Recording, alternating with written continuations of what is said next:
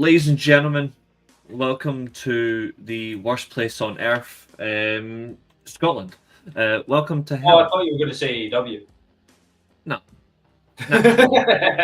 No, welcome to the internet, where we're going to just talk pay-per-views. As you can see, she has returned. I called in a favor. No money was involved, but I called in a favor.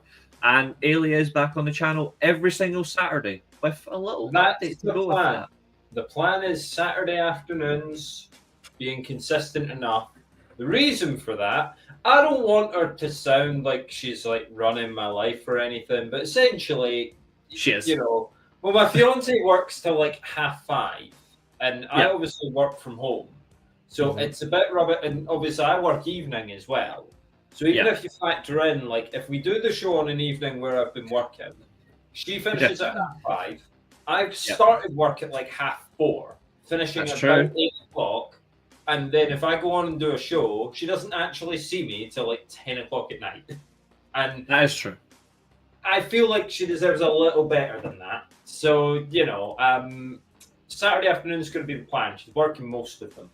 Hey Catherine, how are we doing? Don't worry, we're besties right now, but this is an AEW show, so there's time. Time waits for nobody. Absolutely. And speaking of that, before we even discuss this pay-per-view or discuss any content, we're going to make a few little ground rules. And no, this is not at Eilidh, so she's fine. Eilidh can do whatever the fuck she wants. Like, she's on this channel for a reason. No, the ground rule is this. If you saw the last show, if you're interacting chat to chat, feel free, say what you like. Just don't call each other assholes or make any insults towards the chat. Just make the shitty comments to me. Yeah, but more importantly, I mean, we can disagree on the wrestling and things. Massively. Massively. We do indeed have a love-hate relationship, but it is fun. But what's up, Maria? Just don't be a dick. Just don't go for someone personally. Exactly. You can disagree on the wrestling. I mean, Reece and I disagree on the wrestling we watch quite often, and sort of more so the more shows that we've done, the more we've realised, it actually is like Jekyll and Hyde here. But we are before we come into a show, we're the same before and after. We're pals. You know what I mean? Like we are mates. Like, frankly, the best concepts of podcasting is it with your mates. Like, even if you disagree, that's actually the best. That is the best shows. If you disagree, if we all agree, civil, Maria's exactly, Maria. Keep it civil and have a laugh. Yeah, you know what I mean. Like, if anyone has this opinions as other people, I don't have an issue with it. You know what I mean? Like, yeah, exactly. Like, if you're going to be a dick, somebody's going to tell you you're a dick. I'm fine with that. I'm fine with that. I think if you say something that provokes that sort of response, then great. But as I say, like, don't go for anyone personally. It was quite funny, It was funny, but I had to step in. Yeah, was it Tuesday or Wednesday? I just hopped in. It was Wednesday, I think. Yeah, Wednesday. I finished work at 8:00. No, it was Thursday. It was Thursday. Yeah. It was Thursday, and that's a lot earlier. I know I was leaving the office, and I was just seeing this like insult match in the chat. I was like, "What's happened since I've been gone?" I swear it wasn't my fault. No. But I'm just having to put my foot down, all right? Like, I don't, like, we can all have fun, we can all have banter. That's what counts, right? But don't insult each other. What is that going to get you? Plus, why would you have to insult each other? Because today there's only one insulting thing to talk about, and that's Tony Khan's insulting attempt at booking a wrestling show. Zing! She's got one in already. It's 5 minutes, 18 seconds, and it's an early goal. Well, yeah, all right.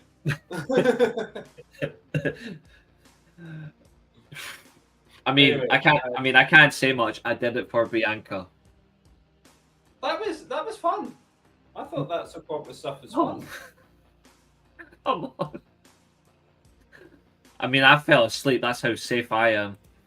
Oh, I'm sorry to hear that, Catherine. We know that you're having the tough times, Catherine, and that's why, like, that's why I'm not calling you out. I'm not calling the guy out because he was acting like his comments were the same redundant pish anyway. It was and weird as well. It was two people that are normally here, and I was like, that's weird. Because, like, fair enough, if like Catherine went for someone who was new to the comments or didn't expect a lecture, that's different. But I mean, the fact that it was two people that were like, "Whoa, we actually quite like both of you. What's happened here?" Exactly. It was.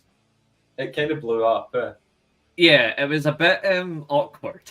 That's why I had to step in, guys. But anyway, if you're ready for a wet blanket to be thrown over the fire, let's talk about AEW Revolution 2025. The first AEW PLE. Oh my word! No, they're still pay-per-views. First AEW pay-per-view of the year. Sorry, I'm such a mark for the E. WWE are the only company that calls it PLE. So if you want to stick to PLE and I stick to pay-per-view, that's fine. Yeah, sure. That's how we'll do it. So the premium live event. What's up, Lark Bark? Good to see you.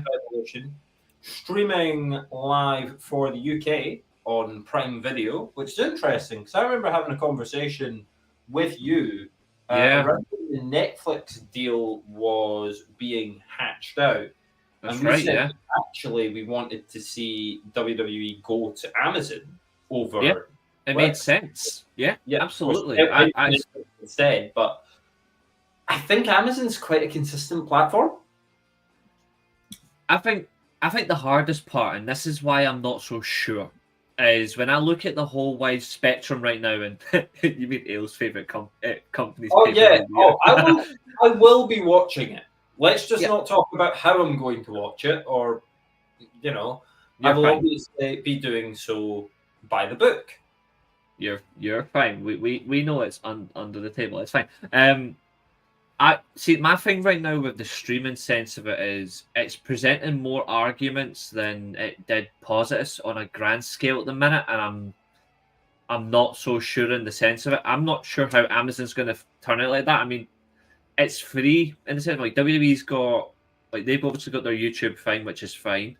AEW does their stuff on YouTube. That's fine. YouTube is a big parameter for content these days, so I've got no issue with that. AEW's using Max. You have pay-per-views on Triller. You've also got Amazon as well. WWE's still got Peacock. They have Netflix. There's still potential that WWE are going to bring some of their pay-per-views to Triller as well. I've got no issue with that. I think all content for any professional wrestling company on Triller is great. Like, Triller are consistent with their production. I would say so. I mean, Triller is consistent enough. I just think, I watch all that. Yeah, it's got to be better than what it was, though. Like, surely this is going to be more accessible. And for all the crap that I give them, I mean, at least more people are going to know. Everyone uses one, Catherine. It's all right. There's no damage. Yeah, I mean, we'll watch legally. Look, you're getting charged $50 for that shit. The Weed Wrestling Entertainment is we for, and we don't give it. No, we all have fun. End of story. I think there's a good variety. I will say this though, and this is not a dig at AEW or anything, but I didn't expect AEW to get Amazon Prime, and I did because I didn't actually think they would go for it. I thought they would have went for something else. Like they've already got Max, I thought Paramount would have been next. I thought Paramount. I didn't see Amazon coming, but they've got that sorted, and absolutely. I was kind of hoping that it would be like, oh, and you can watch it free with your Prime. All right, Fernando, how you doing? Fernando was cooking. I'm the same. I'm the same as you. Like I think there's so much variety to offer. Well, see, the good thing about it as well is you'll get every single pay-per-view from year one all the way through as well. So you get all that content on Prime. like start to Superb. finish. So you can track, it's like that bit in The Simpsons. I think I've quoted this a couple of times, but you know that bit in The Simpsons where it's like, look, Leash, you can actually find the moment where the company snaps in half. You can go back click by click and there you go. Zoom in on Crimea River, and there you go. Yeah. To be fair, that is a fair comment. To be fair, by Catherine, get your money where you can. It allows people many different options. See, this is the thing. I don't disagree. This is why I actively encourage. I actively encourage all wrestling companies to do this. Yeah, I mean it's interesting as well because get it. Like, what's wrong with Amazon having more deals? Some wrestling off the back of. I mean, what it tells me is that off the back of Netflix going to Raw, Amazon certainly wanted some wrestling, and AEW is barely still the second biggest game in town. So go for that. I mean, also I don't think TNA can sign that deal anyway, because I think they're too close to TKO that they wouldn't be able to. They can still theoretically get their own networks because Anthem own, like, they are a TV specific network. Would they be able to go with Amazon if TNA or thingy them with TKO or thingy them? Yeah, they could, because TKO don't authorize where TNA go on production in that sense, so they actually have no say on that.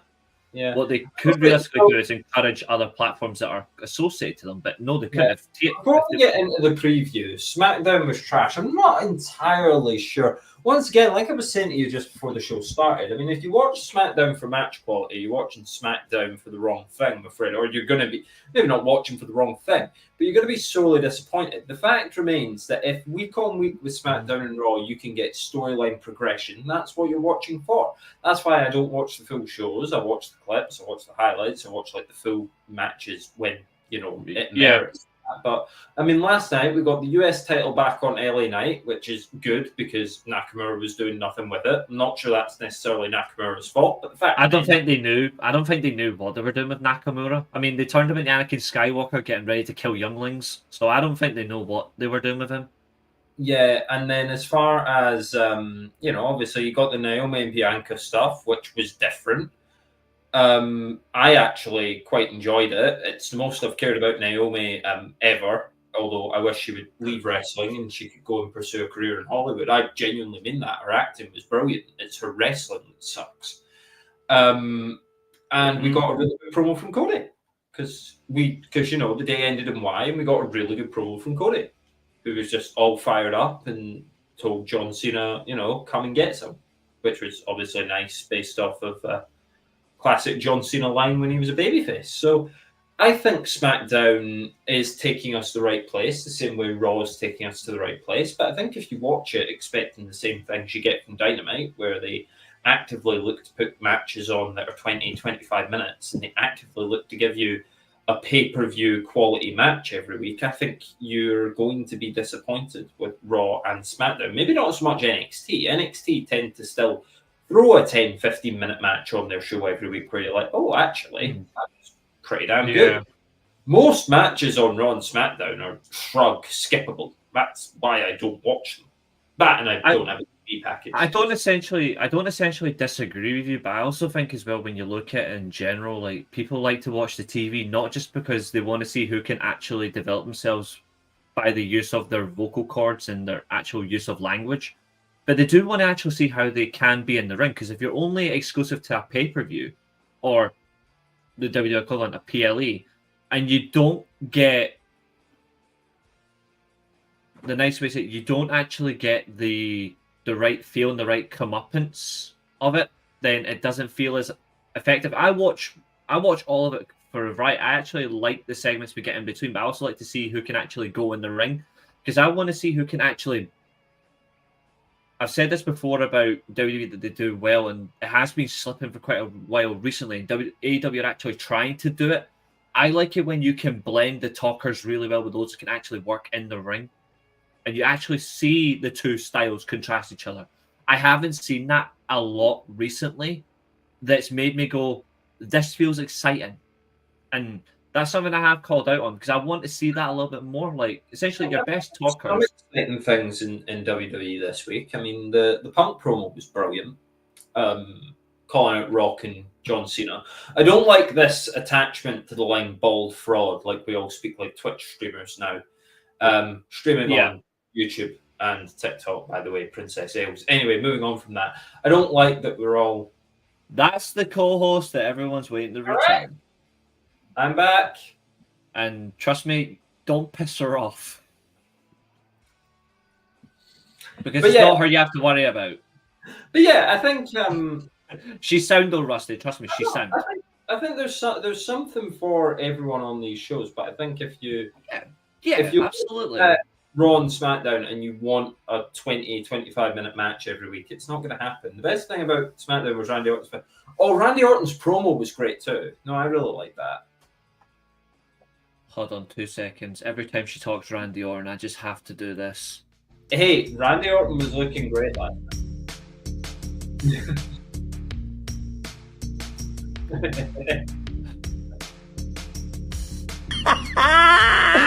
Oh God! Swear to God, Catherine. I swear to God, keep the horny out the shows. You've upped the production value a little bit. Speaking of production value, those are legally allowed songs you can use on stream directly from YouTube. Oh, that's pretty cool. I've got like 10 of them. But speaking of production value, let's go to the lowest of the low and talk about AEW. So NWA's forgotten to you, eh? Are you forgetting that cocaine? Yeah, well, I thought NWA was dead, quite frankly. But they're still unfortunately alive. But like, I actually have a worse thing for you than that cocaine spot. You're familiar with OVW, right? Somewhat, yes. Well, one of their recent. Oh no! What are you telling me? One of their recent shows literally had one of the male talents going up behind a woman and on TV equivocally trying to. What? I'm not saying the word because then I will get absolutely fucking cancelled. Right? Why? No idea. And before anyone asks, it's a story that they're telling. And before anyone asks, no, it's not a 5-letter word that begins with R. All right, it's not that, but is absolute. It is. I don't know why you're doing a sex angle towards a fan on TV. Put it that way. That is just disgusting. I don't know who they are. I get the feeling I know where that's going, but yeah, you're. There's going to be a lot coming your way today. So all I'm going to say is, that's fine. Let's fucking go. Okay. Let the good times roll, eh? Match numero uno then, because we're not caring about the fact that they've finally seen the light and put the pocket prick on the pre-show. We're gonna go to match number. Fucking hell. See? Oh, see, like I said it the other night about the pockets thing, right? And there's one moment where he actually done it that I actually thought it was actually quite clever, and it was the match with Takeshita where he put the pockets on the table just to suck him in, right? Just to completely throw him off guard.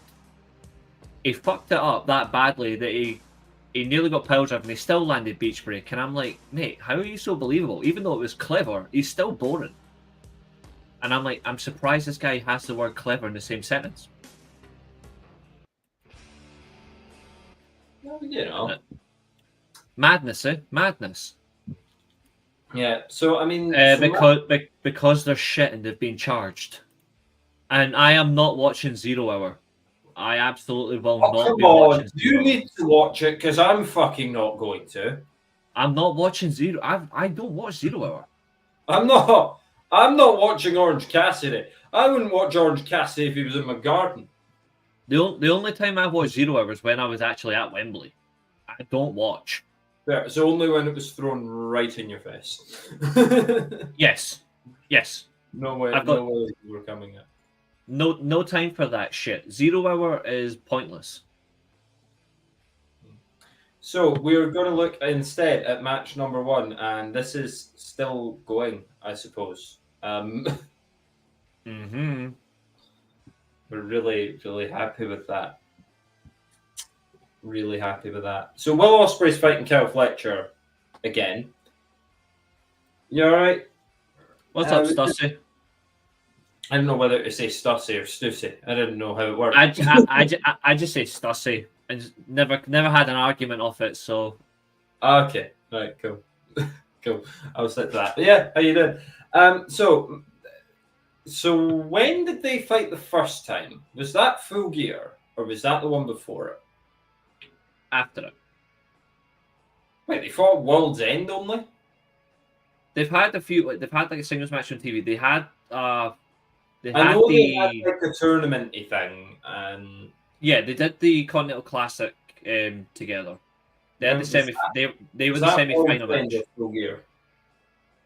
That was World's End. That was World's End. Okay, so they did have something before that, but I can't remember if it was on pay-per-view. But they have been like embroiled in a feud for quite a while anyway. Yeah, so it's been going for 2 months, and we're still here. And I just feel like Will Ospreay is so far above this. Like, he shouldn't have lost to Kyle Fletcher in the first place. Mm-hmm. Because the levels are just not there. And if you wanted Will Ospreay and Kyle Fletcher to be somewhat intriguing, Kyle Fletcher needed to get some wins before he did it. Kyle Fletcher needed to build his own star. Yeah. You can't expect Kyle Fletcher to just work with Will Ospreay and then suddenly be on Will Ospreay's level. Not to mention that obviously they had the tag match in Australia. That's right. Was, what's up, Fletch? You all right? How we doing? Yeah, so, I mean, I don't know why we're even questioning the fact, like, okay, they've gone for a steel cage match now, but how much more can Fletcher do to Ospreay? How much more can Ospreay do to Fletcher? Like, I think realistically, this is the final match in the feud. And if Fletcher wins, he's still not on Ospreay's level. Mm-hmm. Like, he absolutely shouldn't have lost. Like, I don't disagree either, but the fact he actually did, he put him over, shows a lot. Yeah, it shows a lot on Ospreay's part, but I feel like you look at obviously we'll talk about it later, but you look at the main event scene, and you think maybe Will Ospreay should be here instead of doing what he's doing. DK is building Fletcher, he's the future. Of course, he's not on Ospreay's level, he's future star. Is he that much of a future star, though? And bearing in mind, you're talking about Tony Khan building talent. Tony Khan's as good at building talent as I am at building the Lego. And I think in the sense of it, I think this is something that is really important, where when you look at it in the right way, I don't think he's going to be megastar as people want to make it these days. Like, people say star, then superstar, then megastar. I think megastar is limited to only a very, very, very rare few. There aren't many on that ilk these days, and it's likely there never will be again. In terms of like being just like a future talent you can build your organization around, and to depend on the actual level where you project them on the card, I think he's capable of being that, but it really does depend on how far you're willing to go. But the fact he's only early, the fact he's still late 20s as well. Yeah, but so who are you going to throw him in with after this? Bearing in mind that Will Ospreay's towards the top end of your like stars that are available in AEW, and he's already fought Okada. Mm-hmm. So like there's no Okada now, there's no Ospreay now. They're not putting him against Jon Moxley. They're not. No, realistically, not a chance. He's not fighting Cope. If he fights Cope, Cope's going over. Is he gonna fight Hangman next? Like what's his next? And then is Hangman a step up? Is he gonna fight MJF? How's that gonna work? Like, there's so many people that yes, we haven't seen him against, but do any of them help him? Don Callis will screw Fletcher. Do we really? Okay. Not entirely. No, they're not going to screw Fletcher. Screw Osprey. Osprey more likely so, but I don't expect there. I don't think there will be interference, Stussy. I think this is one of the rare occasions where it won't be. This is going to be a cage match where you just let them fight. Unless they do interference in the cage because of what's happening on Monday, probably on Raw. But I mean, they had this booked initially beforehand, so it's no. But I'm saying if they have interference happen before it happens, because I'm like 90% certain that cage match on Raw on Monday's got interference and Roman Reigns is coming back. I mean, it makes sense. Yeah, I'm 90% convinced, and Roman's going to come out and kill Seth. I think he's going to go for both of them. Yeah, there'll be like a stare down, and Heyman will maybe stop Roman from going for Punk, and anyway, not to bring up the superior company while we're talking about this, but I just feel like Cal Fletcher, he has a ceiling. I don't, and it's sad because again, like my hatred for AEW is not just they're different, I don't like them. That's for the right wing of the UK to think that way. But my problem is that there's just not the talent for him to work with to get to the next level. Well, Rollins is winning on Monday. 100% Rollins is winning on Monday, just like I said Rhea was going to lose to Io Sky. Or it's a no contest. It won't be. You can't have a no contest in a cage match. Okay. If they do some sort of absolute stupid crap, like we have a no contest in a Hell in a Cell, then this company is pathetic. I mean, but there should be no contest in steel cages before. That's bullshit, though. Who's superior company? You know what? We'll just move on. Guys, just read her Just read the tagline. She's doing it because she enjoys this shit. Just remember. I'm not hiding this. I'm not. And you know what? Like, bring it on. Bring it on. Mm-hmm. But anyway, in terms of who's going to win this match, it's got to be Osprey. I think so as well. Surely, like you can't, because what's Osprey going to do if Fletcher beats him? I think Osprey's direction really does stem on who wins. Well, to be fair, we know who's going to win, realistically. But I think his direction does stem from match 9. Yay! Yeah, they can just swap opponents again. We'll do Takeshita versus Osprey, and we'll do Omega versus Fletcher. And we'll just... No. Other way around. Other way around. What, you're going to do Omega? I mean, he is building up to his main event against Okada All In, so yeah. Right. But that's what's next for Osprey. I would say so, yeah. The third match. That third match is going to happen somewhere. Yeah, but I'll never team with you, bruv. Something happens. I'll team with you, bruv. Something else happens. I won't team with you, bruv.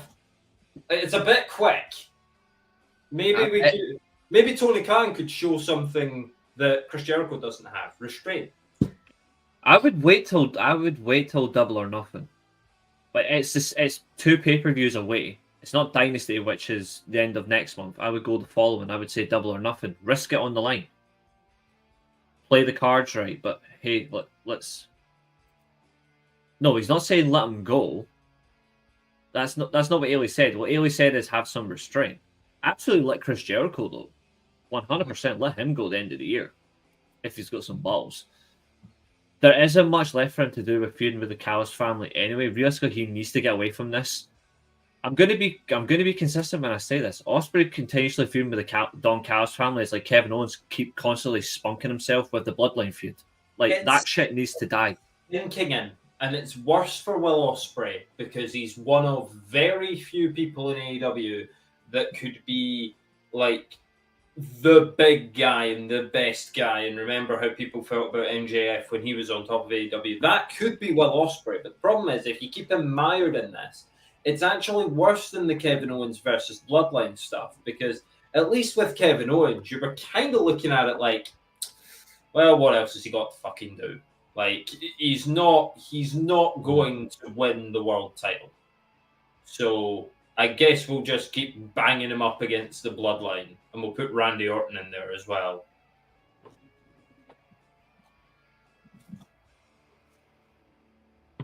I mean,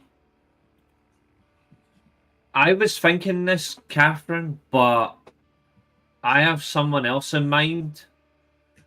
I mean, I wouldn't mind if it's Josh Alexander, but I have someone else in mind purely because TNA fumbled him huge. And I'm not afraid to call TNA on it. TNA fumbled the fuck out of Alex Hammerstone. Would he not help NJF?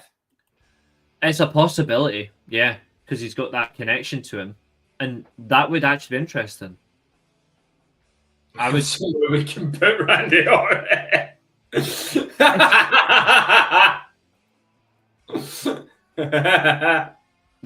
That's it, Catherine. You're getting the meme.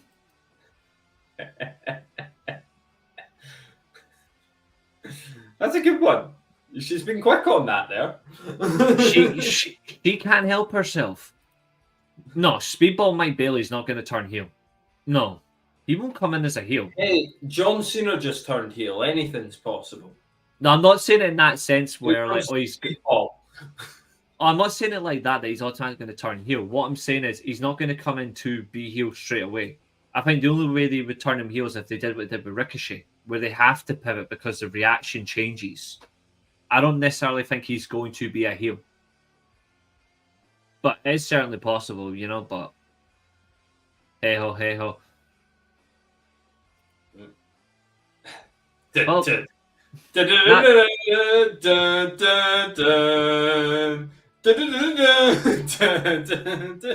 Well, that's because my co-host is unavailable this evening, so it makes sense. And also, yeah, I'm early. You're 32 minutes late. I'm only kidding. What's up, fella? Eddie Kingston showing up in the main event, joining Mox would be a massive heel turn. Kingston is ultimate. No, Eddie Kingston is the ultimate get the fuck out of pro wrestling guy. He can't wrestle. He can't. Eddie Kingston joining the Death Riders would be the worst thing of all time. You know what would be more perfect? You get the ultimate foil. I said what in December? Jay White's going to screw Copeland out of winning the world title, and then Christian Cage is going to win it. The actual mad thing is Eddie Kingston shit. Sorry, that's what we're laughing. He's genuinely like Eddie Kingston is Eddie Kingston. I do not like comment about people's body size and all that nonsense, but I'm going to. Eddie Kingston is a fat slob. He can't wrestle. He can't cut good promos. And when he does a back fist, I don't know what's worse. Him doing a back fist or Jey Uso trying to do a spear.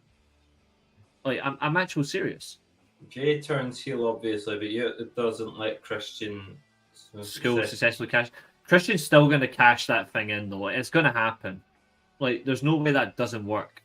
Yeah, well, we've got a lot of water. No, he can't. To get there. So... No, he can't. He can't. And if anyone tries to tell him, and if anyone tries to use that promo with CM Punk or that first promo with John Moxley when Moxley actually schooled him, then no. Like, Eddie Kingston can't cut good promos. He cuts emotional promos, but they're emotionally shit. They don't. Yeah, for me, it's like he's got a lot of emotion, but what he's actually saying doesn't. Like, doesn't this really is matter. This is how I'm going to use the example, right? I'm going to take this off for 1 second because I need to use a proper utensil. So let's see. This is me talking, and that's Eddie Kingston. I'm fully evolved. He ain't getting close. He's got an Everstone on him. No, that's unfair. But no, in fact, no. This is a better example. Been a while since you unnecessarily blew up about a wrestler that, to be honest, I mean, like, no one's arguing this point with you, really. No one should be. Promo for his work a little too often. You need to update the resume a little bit. We will get on to John Moxley, but for now, we need to get to match number 2. I think the resume was about Eddie Kingston. I think Eddie Kingston's resume should be fully employed at Burger King. It's wild that Cody got him his job. Anyway, we're here with Okada versus Brody King, match number 2. And, I'll be fair. It's all right, Fletch. Your own. To be fair, guys, that's what I said the other day. If your opinions, if you like those guys, that's completely fine. I just don't like Eddie Kingston. No, I just don't like him. The thing is, well, Reece, like whenever you don't like someone, you go at them pretty bloody hard. I mean, like unnecessarily, and that's coming from me. And honesty is true. Things about, but you go in pretty hard. I just prefer to say that I don't like his work. Fan-fucking-tastic. That's going to be important in the relegation fight for Man United. Anyway, we move on to Okada versus Brody King. I mean, it seems as though Okada's going to win this one as he continues his feud with the what they call Hounds of Hell now. The Hounds of Hell, but they actually are getting to do things a little bit more differently. I like Buddy Matthews. I thought he had a good match with Eddie Kingston because it was crap. He had a good match. See, that's the problem. He had a good match with. Now it's on your mind. You can't let go of him. I know it's really annoying. Buddy Matthews had a good match with Okada in Australia. I think Buddy Matthews has actually shown himself well. I've always liked Brody King. I think the problem is where you position him on the card. I'm not sure. I think he's genuinely really cool. Is Buddy actually injured? I don't think he's injured. Well, man, he tweeted after Australia saying that he got hurt. I don't know what the extent is. He might be, but I haven't seen it. He got hurt on the quotes piece of shit ring. Oh dear God.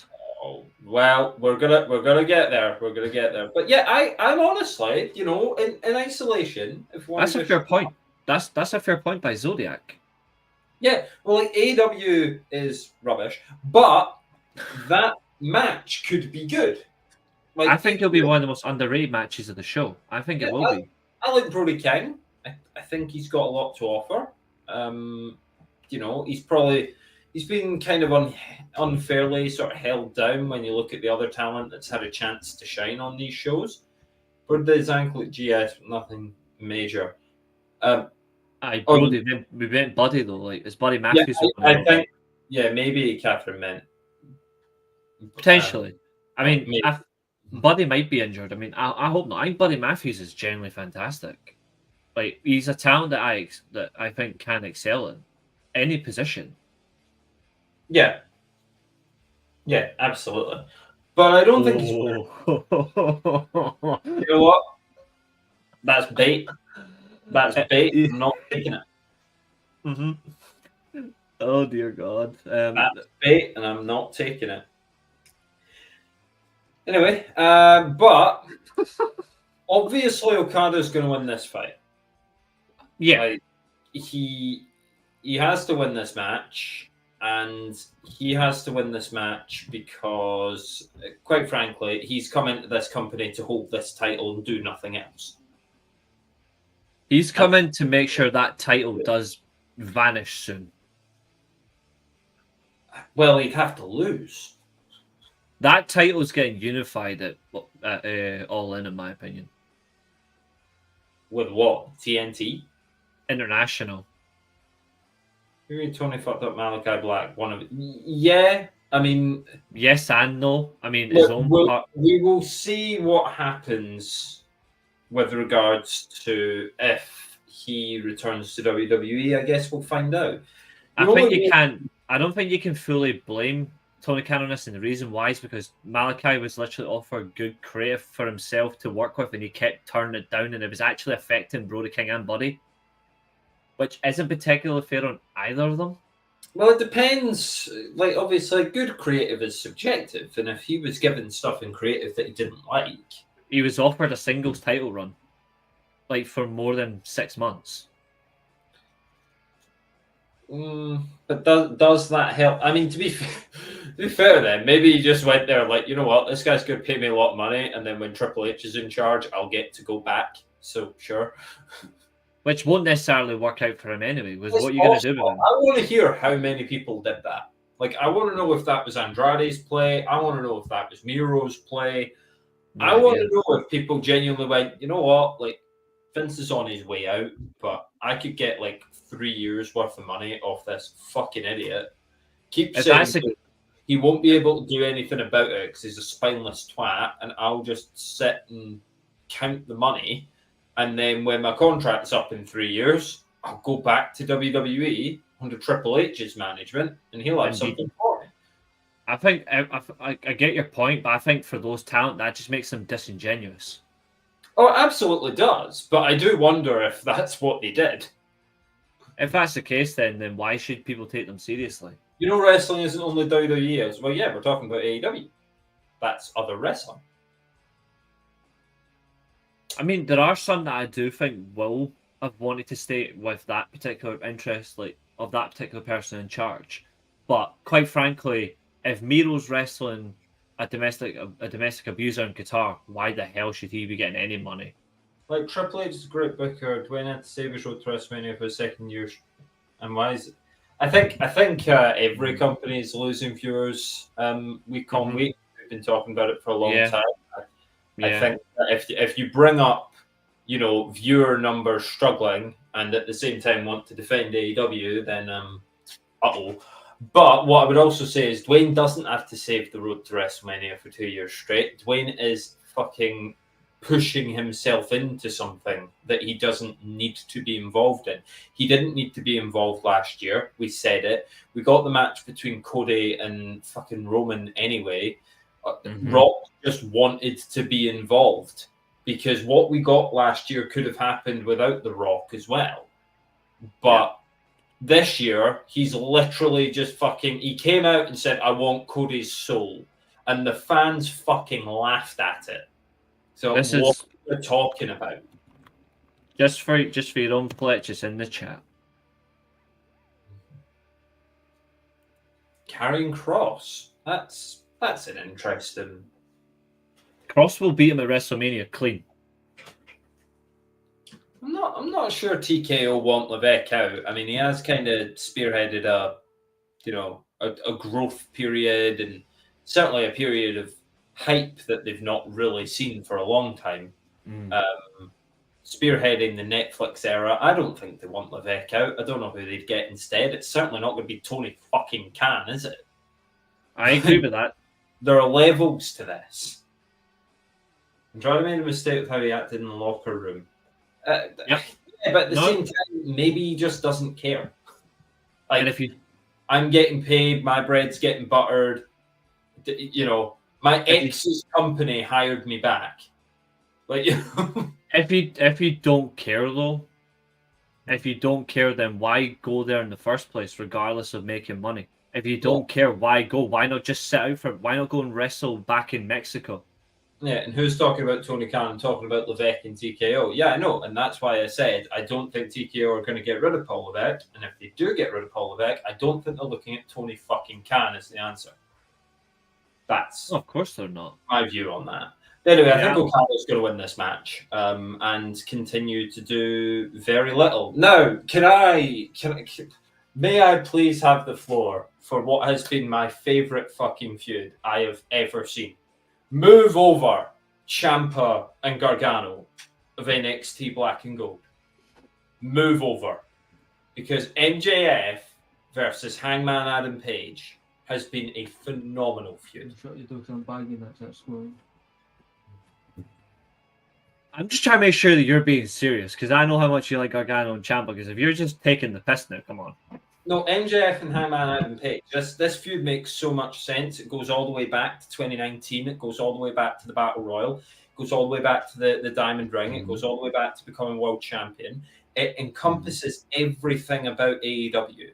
It encompasses the inaugural champion and everything that happened with that, and how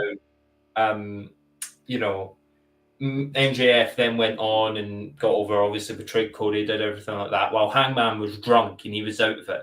And Hangman didn't really know what he was doing at a time where MJF knows exactly what he was doing. And MJF was just from strength to strength to strength. And Hangman was losing it. And obviously he was drunk with the Dark Order and everything like that. Suddenly there was a switch. When Hangman won the world title, we got the culmination of that big long story. And Hangman suddenly knew what he was doing. And then the stuff happened with CM Punk. Sorry. I'm getting somewhere. Go with me. This is longer than a 3-week feud, like I say. And Hangman wins the world title, and everything goes on with that. And then Punk obviously derails that because he's a big evil meanie, and we don't like CM Punk. And we suddenly get to the point. MJF was going to go after Jeff Jarrett, and now he's not. MJF's now going to go after Hangman Page. And in this feud, we've seen an incomprehensible 20-minute promo exchange and a man making himself bleed on camera. And EMTs that weren't going to go over to the injured man until Hangman called him over. So when I said it was the best feud I've ever seen, I mean purely from a hilarity standpoint. I have watched the 2 segments, the 23-minute promo and the ambulance attack on Christopher Daniels, like the attack on Christopher Daniels in the back. I have watched that 5 or 6 times each. It's fucking beautiful. Like I say, Gargano and Ciampa never made me laugh so much. So on a pure humor standpoint, it's got to be the best feud ever. Had you in the first half, didn't I? The feud's been shit, and Hangman had to call the EMTs over because they don't know what their fucking job is. And MJF attacking Christopher Daniels who died a warrior's death as well. Like, you have to give AEW props for. No, I'd rather see Jarrett and MJF. Jarrett's supposed to have a big year. Jeff Jarrett's AEW's John Cena, and he needed this, and they take him out of it, and it's now MJF and Hangman. I hope Jeff Jarrett gets involved and lays out both of them with a shovel and a body bag. Fuck's sake. What do you say?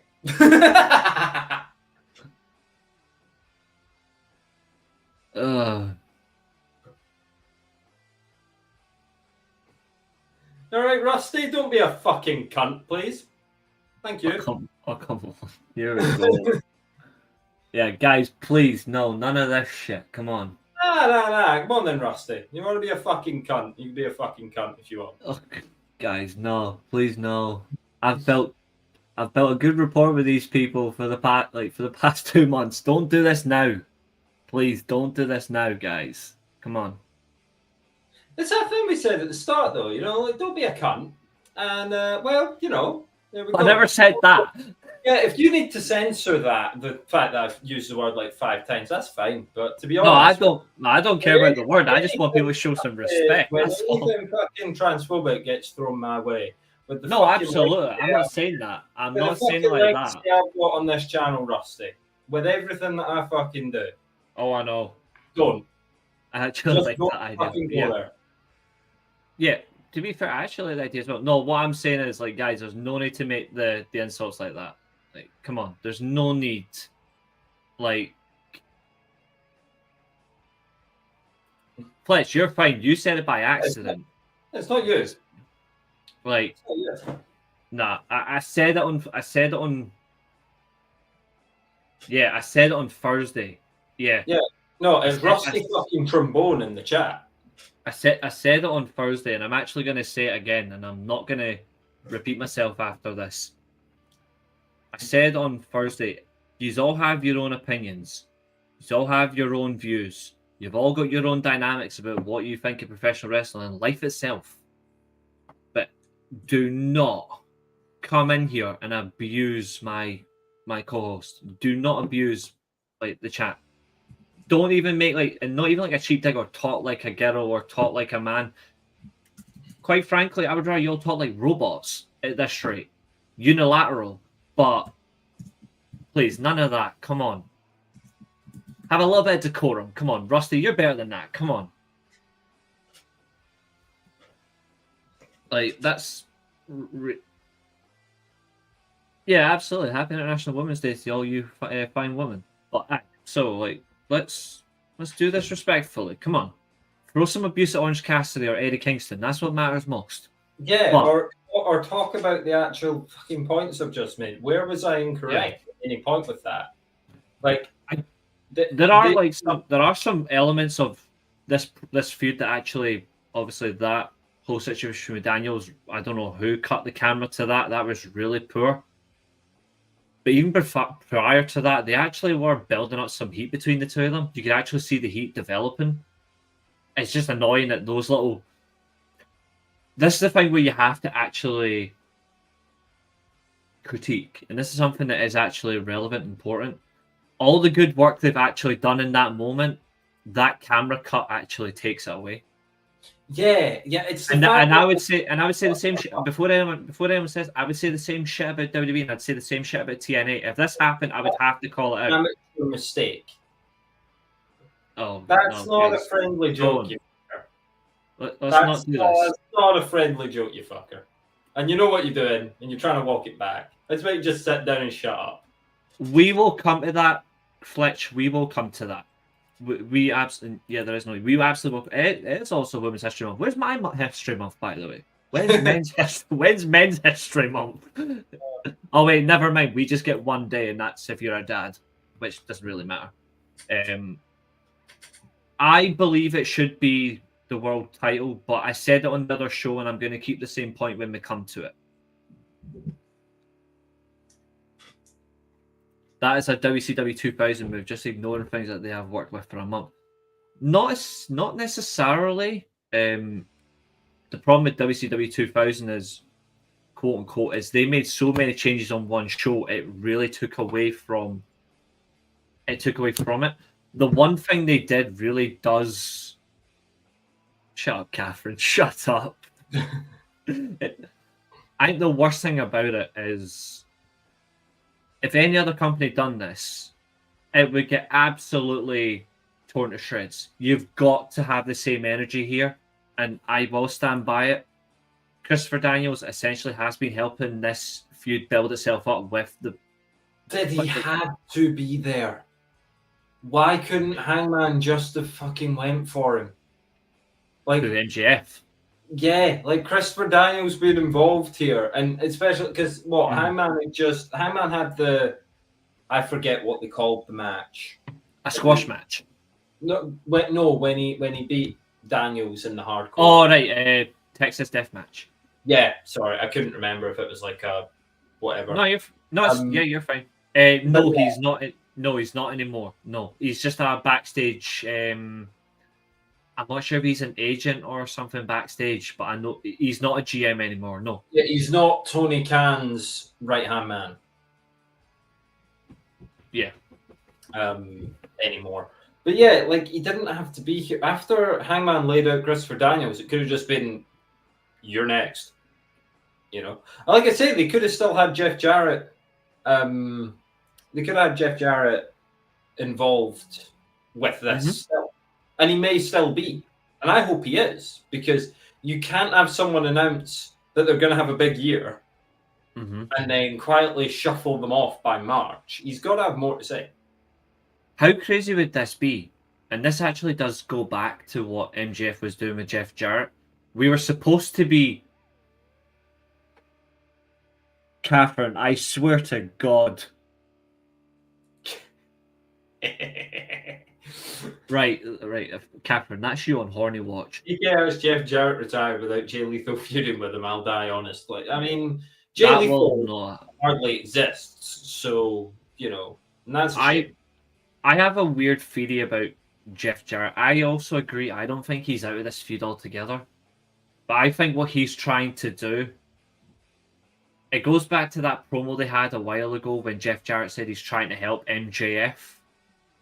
Now, obviously, it's the young pride thing where I don't need the help of the veteran, you know? But they've got to have a match in a woodhouse or something, is what they said. Or I'll take you at the back of the woodshed. It's the old yeller thing. Shawn Michaels to Ric Flair. He's got to take him behind the woodshed and he's got to lay him out for good. Basically, he's got to kill the career. But I think in the sense of it, I think Jeff Jarrett is not playing MJF, but he's trying to get MJF back to being that heel that MJF claims that he is, like that top heel. But So you can't essentially, get MJF as top heel because of all the Death Rider shit. I agree. With that part, I agree on. I think essentially, wherever MJF is, MJF wants to be that guy that you have to build the show around. Quintessentially, he believes he is that person. Paul White is White's finished. Paul White as GM would be interesting if he could do it. I mean, he's doing this. He already books Ring of Honor. Huh. He's the one that he works Ring of Honor. Well, it didn't work. Yeah. He's the one that books Ring of Honor, Fletch. Mm. You'll be surprised it's not Tony Khan. It's Paul White. I wonder if even I don't understand that. I don't understand that. I don't know if that's better or worse, but I don't know what a Ring of Honor is anymore since they took it away. It hasn't been the same since before COVID. Like it's just that like thing. They lost identity. MJF though. But in terms of like MJF though, he still believes he's quintessentially the big star. He still thinks he's the main person of this organization. Mm-hmm. So if that's the case, then the best thing for him is to align with somebody who's actually going to get him back on that path. I think Jeff Jarrett's experience actually may help MJF. Jeff Jarrett actually costing Hangman anyway might still do them both the worldly good. Not sure how they would go about it, but I think essentially MJF needs that. I think he needs that more than anybody. I think Hangman's got his path fixed now. Like he knows where in a way he's going. I think MJF still doesn't know. I think that's actually the issue. Sting as AEW GM would be bad. It would be odd. It would be a weird fit. It would be making someone who maybe shouldn't be GM a GM. Yeah. It would be like a real square peg in a round hole sort of thing, just trying to make something work. It was the same when he was in TNA. It was nice to see him in that type of position because you never thought you would see Sting in the authoritarian position, but it never really translated well. Jericho was AEW GM. Hey, it could happen. It could. I think if you really want to make a twist out of it, I would actually give the position already to somebody who is on this card but isn't actually wrestling. Callis. Mm-hmm. Well, I mean, he did it in Impact, didn't he? But who do you think's going to win then? MJF or Hangman? I think MJF wins the first match. I think they'll do. I think they're going to do a few of these. I think this is going to get to the Diamond Battle Royal as well. There are multiple. See, I think Hangman's going to win. I think it'll be. I think there's going to be a 3 series between them. I think there's going to be at least a trilogy of matches between these three. Yeah. I think Hangman's going to win this because MJF's not been taking him seriously at all. One other thing that's a good point. That's a good point though. You should always, if you don't take your opponent seriously, it comes back to bite you in the arse. We've seen that multiple times. Yeah, and I feel like if Hangman gets the first score on him, MJF's suddenly like, oh, okay, so I've got to actually try. Yeah. Especially if Hangman writes him off TV for a bit as well. Like if Hangman is genuinely this unhinged killer that he says he is. But yeah, I think Hangman to win. No Seth Rollins. I'm actually going to use a Seth Rollins reference here. Not essentially use a stomp, but if Hangman was to win, I still think it's a trilogy, and it does work really well. If they do it right, I think it will work really well. If Hangman does win, say I'm going to use your example for example. If Hangman does win, he writes off MJF, I would do the exact same thing that Seth Rollins did to Dean Ambrose back in 2014 or 2015 when he put his head through a cinder block. I'm not essentially saying he needs to put him for a cinder block. No, But maybe actually does do. Maybe MJF tries to run the arena, but Hangman rams his truck into that car and it just wipes MJF out for several months. Yeah, that would be AEW of it. What do you make of the tattoo? I think it was right anyway. The removal of the tattoo. I think segment-wise it was right to do it, because it seems to be like that. People are saying this, but I don't know if it's necessarily correct because a tattoo doesn't justify what you say. But people are saying that now the tattoo is removed, he can sort of be a little bit more unhinged and less committed. I don't know if that makes sense, but him removing the tattoo is still at least gives him. Got rid of it for a shoot, though, right? Yeah. Like he can't be working that because, like, if they have a match later and someone puts him in like an ankle lock and it's revealed that like he didn't get rid of the tattoo, then obviously like all his integrity is out the window. I do agree. So it has to go. Tattoo removal. He can't have that tattoo anymore. I think one of them, not both, but both. I think Jeff could have a shovel and 2 body bags. I genuinely think he could. And well, he is still from TV and then not come back, and this is his retirement year. It makes sense in that way, Zodiac. I mean, there's some great suggestions. Yeah. What they do though is interesting. It's a main event picture than the fucking Death Rider shit.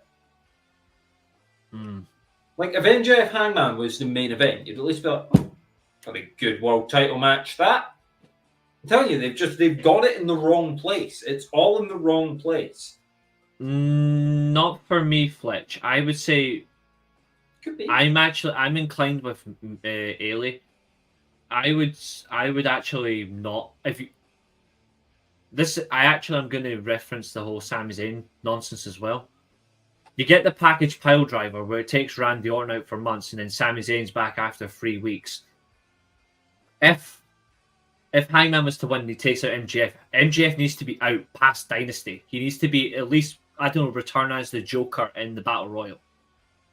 Return as the devil again. Anyway, this next one will be quick because I hate this crap.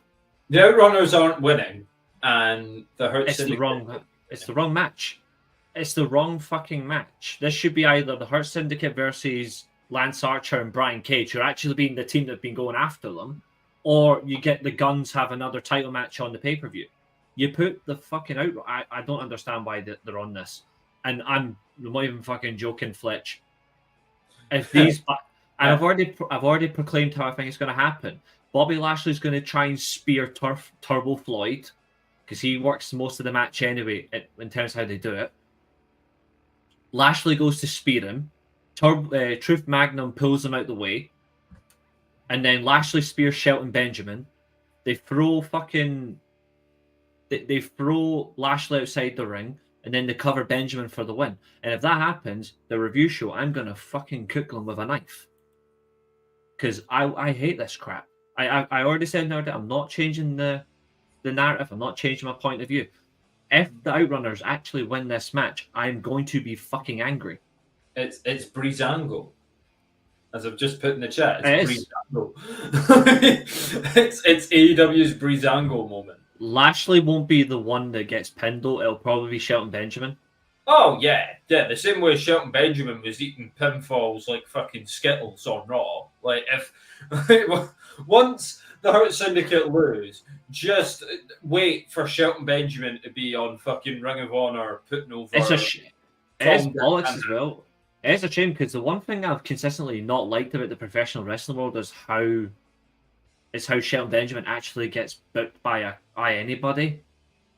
Because he is genuinely still brilliant to watch.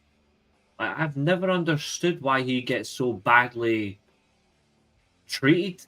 I don't get it. Like the guy actually completely changed his standard. Yeah, and I agree with Zodi. It would make the Guns look even better if they beat the Hurt Syndicate for sure. That's why it's got to be the Guns, not the Outrunners. I think the Guns are still. I like the tag team of Lashley and Benjamin. I do like it, but I think Bobby Lashley should be in the world title hunt, and I think Shelton Benjamin should be winning the TNT title off that dancing prick. But There's so many I people think that should be the in the Guns are the world. best tag team. The Guns are their best tag team by a mile. There's so many people that should be in the world title run. Yeah. But we can't because it's fucking Moxley right now. There's so many. They could have a really good main event scene. Yeah. They just don't because of Moxley. No, I agree. And Lashley's another one who's had to go and do tag because Moxley.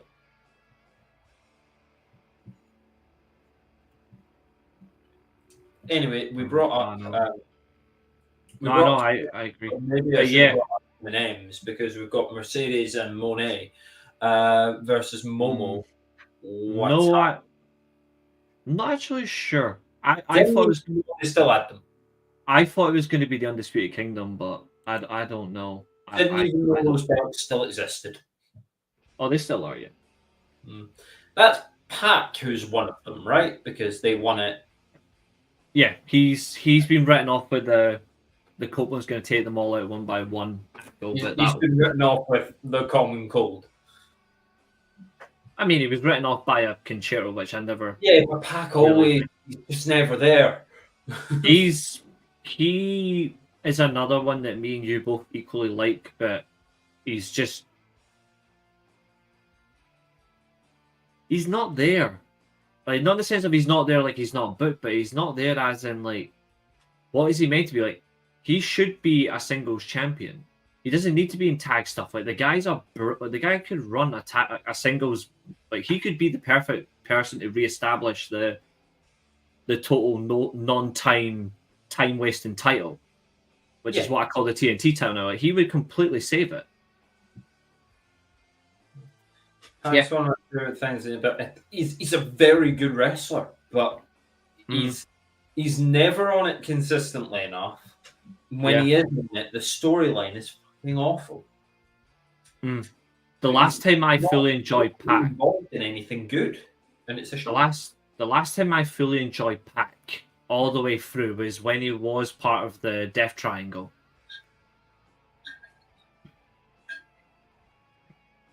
Like when he was, it's still the best trio. Yeah, it's still the best trio that they've had.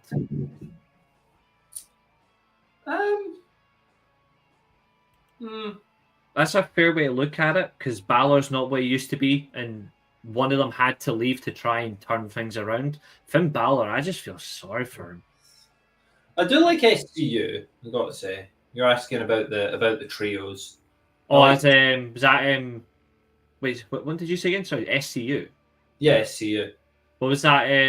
That was What was that? Christopher Daniels. That was Scorpio, and Skank Kazarian. Yeah. I could be wrong. It might not have all been a team at the same time. It may have been one came out for the other. They were at the start because they were the first. They were because they were the first AEW Tag Team Champions. Yeah, but as in all three of them. Yeah, they never won the trios though. That was a long time ago though. I think he had retired by the time. Yeah, shame though because they were actually for veterans. They were the perfect the whole way through. No. Garcia. No. I mean, we're talking about Garcia here, so maybe he should.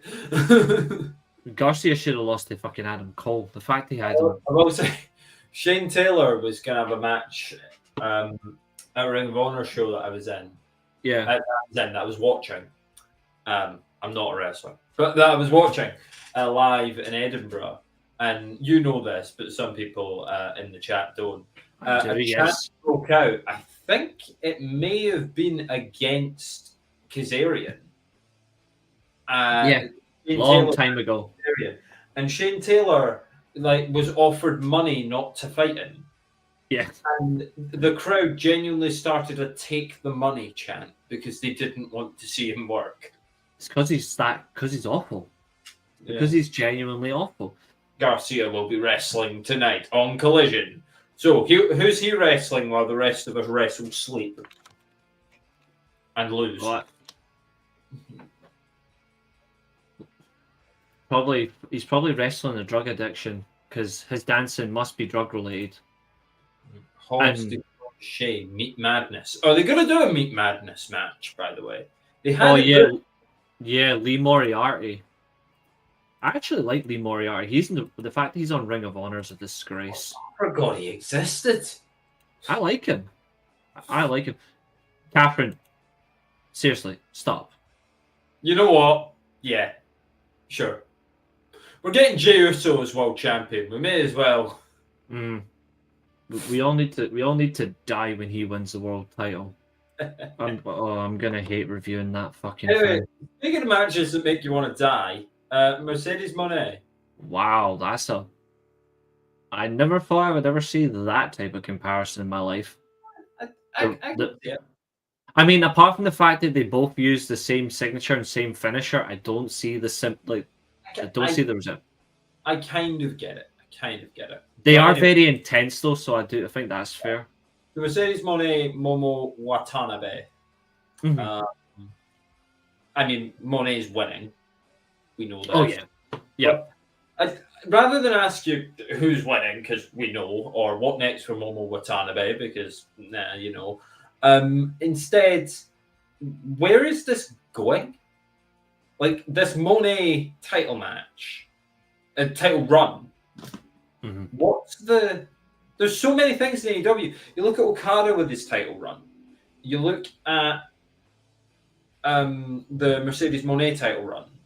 You look across the street at the Chris Jericho title run. Yes. Where are they going? What's the end goal? What's the thing? Well, they have been teasing it for the past couple weeks or so, and they're starting to really engage in it now. Moné's constantly getting courted and followed and basically trying to be foiled by Billy Starks. This is leading to Mercedes Moné versus Athena. Whether it be a Grand Slam or end of the year when she eventually moves off railed old age. But it's going until she dethrones Jade as longest TBS champion. That's a good point. I didn't even think about that. They are trying to erase that, but it makes no sense. But you have to have the same number of defenses as well, because didn't Jade go 60-0? 62-0, I believe it was. 62-0, right. It was either 60 or 62 because she had the big number, and then Statlander came out and immediately took the title off her. Is Billy Starks any relationship to Ricky? I'm kidding. Good one. No, he was actually, he was at SmackDown apparently. Oh wait, Wardlow's going to get the TBS title. You better not tell Rusty. Rusty will be really annoyed. Wardlow is. I think this is why I actually kind of agree with you when you brought up about when I mentioned Hammerstone could secretly be another member of the Death Rider, new member of the Callis family, and you said no. What if he's with MJF? Hammerstone might actually be their attempt to try and right the wrong what they did the first time they got wrong with Wardlow. Because I agree they did really get that wrong, but they might be able to right the wrong by bringing in Hammerstone and use them in the same way, except you actually don't botch the turn and the fail off this time. If you do have them turn, you really get the fight of it. Also confirmed as well, according to Frightful, because they frighten us all with some of the shit they do. Copeland and Kenny Omega are both in talking segments on Collision as well. Yay! Anyway, so see, the reason that I bring it up is Wardlow. I agree with. Brian Cage is being booked the way that I said he was going to be, which is fine. Miro is a cuck, and he always will be a cuck. The guy's missing one though. He's missing one. Probably the most powerhouse example. Yeah, Powerhouse Hobbs. Hobbs' booking has been Hall of Fame shit for his entire career. I'm glad that in recent period of time he's been getting a lot more TV time. I credit that to Big Bill. Yeah, but he came out of nowhere and got a match against Mox. I agree with that. That was no sense. Like, Catherine, I swear to Christ. But yeah, so in terms, so Mercedes is going after Athena, Athena's it'll be the other way around. I think Mercedes will beat the living shit out of Billy Starks, and then Athena will be like, "Nah, I've had enough." See, that's weird because I thought for sure they'd do more with Megan Bayne. I think Megan Bayne at some point is going to go after. I think she's probably going to go after the world title.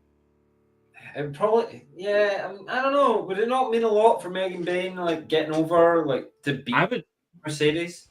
I would like it though. I mean, I personally would. I think realistically, when you look at it, the way she's been portrayed recently on Dynamite and Collision, the powerhouse that she's been asked to, like, not essentially being asked to, but the powerhouse she's been booked to be, if she was to absolutely destroy Mercedes and take the title, it would be a lot better. Because I think necessarily Athena versus Mercedes for the world title is better than it being for the TBS title. So wouldn't you have Megan Bayne win that belt? And if then it happens, yeah. Storm versus Mercedes, and you can start sort of opening up the other half of the women's division to Mercedes and see.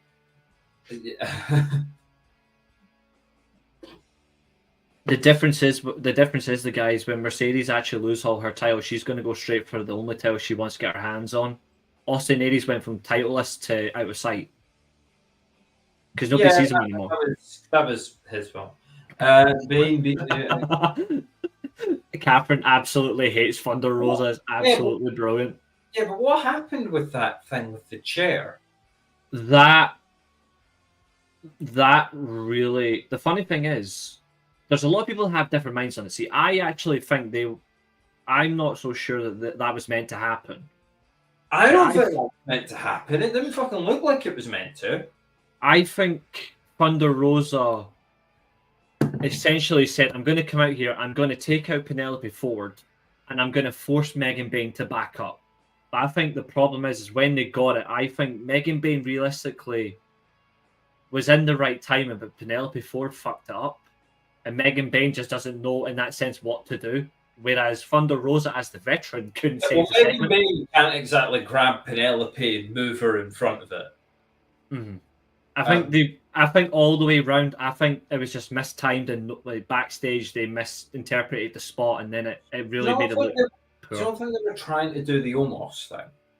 I remember when Omos got hit in the back with the chair, it looked like they just wanted Megan Bayne to get hit by it and then turn around. Yeah, it's possible. Like, Thunder Rosa swings for Penelope. Penelope goes behind Megan Bayne. It hits Megan Bayne in the back, and Megan Bayne just turns around because she's big. She's really big. She's about the same height as me. Like, she's near enough close to the same height as me, and I'm 6'4". Yeah, she's about 6'1", 6'2". I was a LOL AEW. Yeah, that's true. It was a LOL AEW one. It was like Universal agreed it was really poor. I think the only good thing about it though is they at least managed to turn it around on the following show, where you actually got to see Megan Bayne actually work with Thunder Rosa, and they've got good chemistry. Yeah, I like Thunder Rosa. I think she's all right. I just don't think she should ever be a champion again. You can't put Megan in. No, you can't put Megan in this title picture, in the world title picture now. I think she should be the one that beats Mercedes, and then you can give Megan Bayne the sort of experience that she needs, the sort of experience she tried to give Jade Cargill. The only difference is hopefully Megan Bayne's getting some fucking training as well. And you can she at least is working other. She is at least working other dates for other people to actually work. You can have Monet go after Storm, and that's at least a feud that people want to see. You have Monet against May if you really want to, and that's a feud that people want to see. Rather than Mercedes Moné working with the B side of the... And I'm not saying Mercedes Moné's been great. She doesn't really merit a world title run, but her name and her legacy on its own merits the chance at a world title run. I agree. I would go ahead and do that. I think the only reason this is not a dig at Toni Storm. I think Toni Storm, to be fair, is probably one of their shining lights for character work. I think Toni Storm is only champion because she's in Queen of the Ring, and it allows them to get a little bit of attention on the film release, and it allows Toni Storm maybe to just give Mariah May a bit of a break, because Mariah May with the title was starting to go a little bit stale and she didn't know how to turn it around, whereas since she's lost the title, she's been doing a lot more talking segments that she's actually begged for, and she's been a bit more aggressive in her promos. I think maybe she's been I think she may have been asking someone for advice. She might have went to Tony Storm and asked for advice anyway. Who knows? But I think the second title run, I think, will be better. Like, and I'm saying this as well. I think the second title run of Cody Rhodes will be better than the first title reign. Yeah. But the other one that I'll bring up, what about Harley Cameron and Willow Nightingale and Statlander even? I think I remember watching all three of those matches against Mercedes. I think Harley Cameron has the gimmick there where essentially she's working herself up. She isn't good. I don't see a world champion in her. People do. I don't. I think she's a decent TBS champion anyway. Yeah, but I feel like with all of them, they've bled that well dry. Like, you now can't have them dethrone Mercedes because they already it's got to be someone who does it first try. And I think all three of them offer something. I think all three of them offer more than Mercedes. I agree. I would have Deonna be like, bro, Lesnar, she's not. No, that doesn't work though because Deonna Purrazzo is a technical wrestler. Whereas if you actually look light for light, Megan Bayne actually has the style that they want, like Brock Lesnar is. Like she is that equivalent powerhouse. Deonna she should stick to the technical stuff once she returns from. But what is it that they wear in the MMA and in boxing when they come to the ring? That's right, they wear a robe, and up next is a match for a robe. It's also it's the robe's actually for one. The robe essentially isn't even going to be passed on. No, has the robe been killed? I don't know what happened this week. Last I heard, Prince Nana wanted his robe back. Yeah, he still wants the robe that was stolen, but the robe then. It won't even. I doubt that Ricochet will even bring it to the ring. The robe's the main character here. It's got more character than Ricochet. It cuts a better promo. I've had to give him a little bit of credit recently. He's actually made a slight believer out of me. Okay. A slight believer, but I'm not sure what it is about him. Like for a long time, I just found him a bit. What was I used to say specifically about Ricochet? Oh yeah, he was just flat and boring as fuck. Whereas, I think quintessentially now, I think he's just trying to. I think he's trying to be more of the character sense where people question for a long time: is he actually going to try and embrace something? The fact that he's trying to embrace himself like Andrew Tate is quite the bizarre one, but the reality of it is, well, he seems confident. Anyone with scissors that we know of. The guy's just unhinged. It's brutal. I think the madness, though, that we're going to get something is... I actually like what he's doing. The mad thing is, see the same way it's working in AEW, this would have worked for him in WWE. Yeah. No, I don't flinch. I don't. Ricochet has improved. I just think he's getting more time. I think that's all he was missing in WWE. Time. And the fans fucking hate him. And that's something that even you have to give credit for, because it's something you said about heel turns. They hate him for a shoot, and it's become a work. And it is helping him. He needed. I care about him more. Yeah. But I mean, we're always honest. We're always honest. Swerve and Ricochet, I mean, it's going to be an okay match, but once again, it's the direction that it actually leads you to. Is it leading you to Mox Ricochet or Mox Swerve?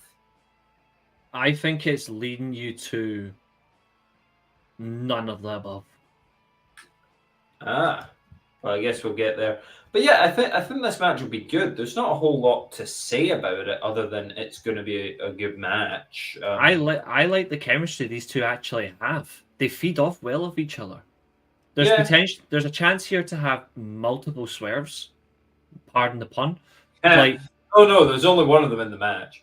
Like you have the chance potentially where Prince Nana turns on Swerve and joins Ricochet. Because they've been teasing that for quite a while, Prince Nana, with how he's been towards Swerve in terms of like, you lost my robe, you lost the match for the robe. Like the robe, Prince Nana will go to the winner. That's how it works. It's like pink slips. Regardless, though, the one thing that's coming is Prince Nana's going to manage a world champion again. one of these two is going to end up winning it, regardless. I think the better option is Swerve. I think Ricochet's a good talent, but I don't think he's a world champion. I think that, to me, it doesn't make any sense. I'm not. If Ricochet gets the world title, you've suddenly got Will Ospreay back in the picture automatically. So Yes, you do, because then Will Ospreay can take the title of him. Because then that's a nice get out of jail free card sort of thing. Once they get out of this Death Rider shit, I don't think I don't really think that'll last much longer. It can. I don't think so anyway. But it can. And another thing that shouldn't last much longer is this Toni Storm Mariah May stuff. This is the end. This is match 3.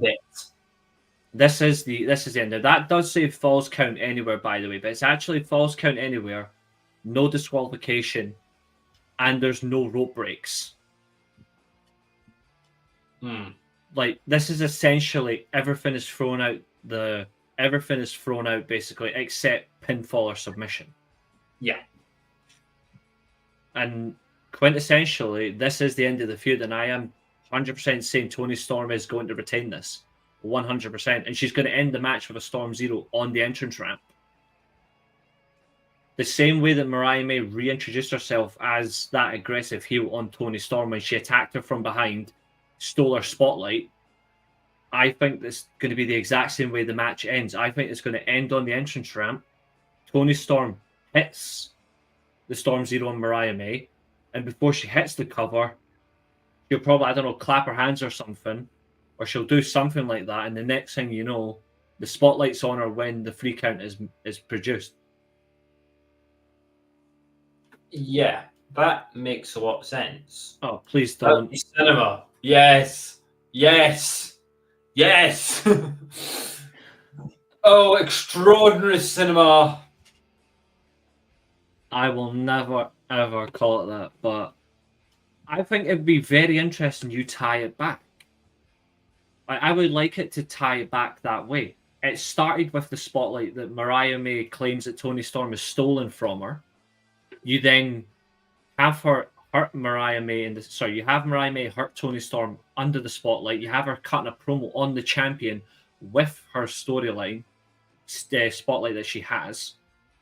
What better way for Toni Storm to kill this whole thing once and for all than beating her under the spotlight? It would really hurt Mariah May in the best way possible for killing her off as Toni Storm's challenger. Back to her Syndicate match. Could the Young Bucks come out during this match, or do the Young Bucks come out during the Takeshita Omega match? The Young Bucks come out when I'm taking a shit, so that's at 4:45 when the pay-per-view's over. Neither. I don't know, but I would say they come out during. I don't see why they have to come out during the tag title match. They shouldn't even be near the tag. Takeshita Omega makes sense. No, I'm with Catherine. If they come out during anything, it'll be the tag match. They'll probably just stand there and look across the screen. It'll be like, hey, we've got next. I don't know why you'd want next, but sure, have next. Good luck. They won't even things up, no. I secretly think they're with them because I think they're secretly still with the Callis family against Omega. Storm is absolutely going to win this. Storm has to. She's got to win this. She can't actually have Mariah May win it back off Storm again, because then you've got to go round again. And then you become what you hate. This is a reality, and this is something that not many people are going to like, but this is an actual fact. If you do take the title straight off Toni Storm and you put the title back on Mariah May when she's only re-establishing herself as a heel character without a title, you are doing what WWE has done wrong with Nakamura. Even though I'm a Nakamura fan, what they've done wrong with him, taking the title off him, hasn't actually contributed anything.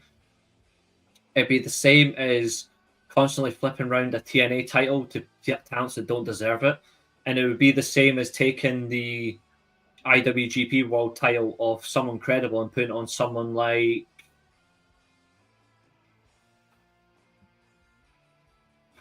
Yoshitatsu or Zach Gowen. Hey, that's harsh. Yoshitatsu's a great veteran of the ring.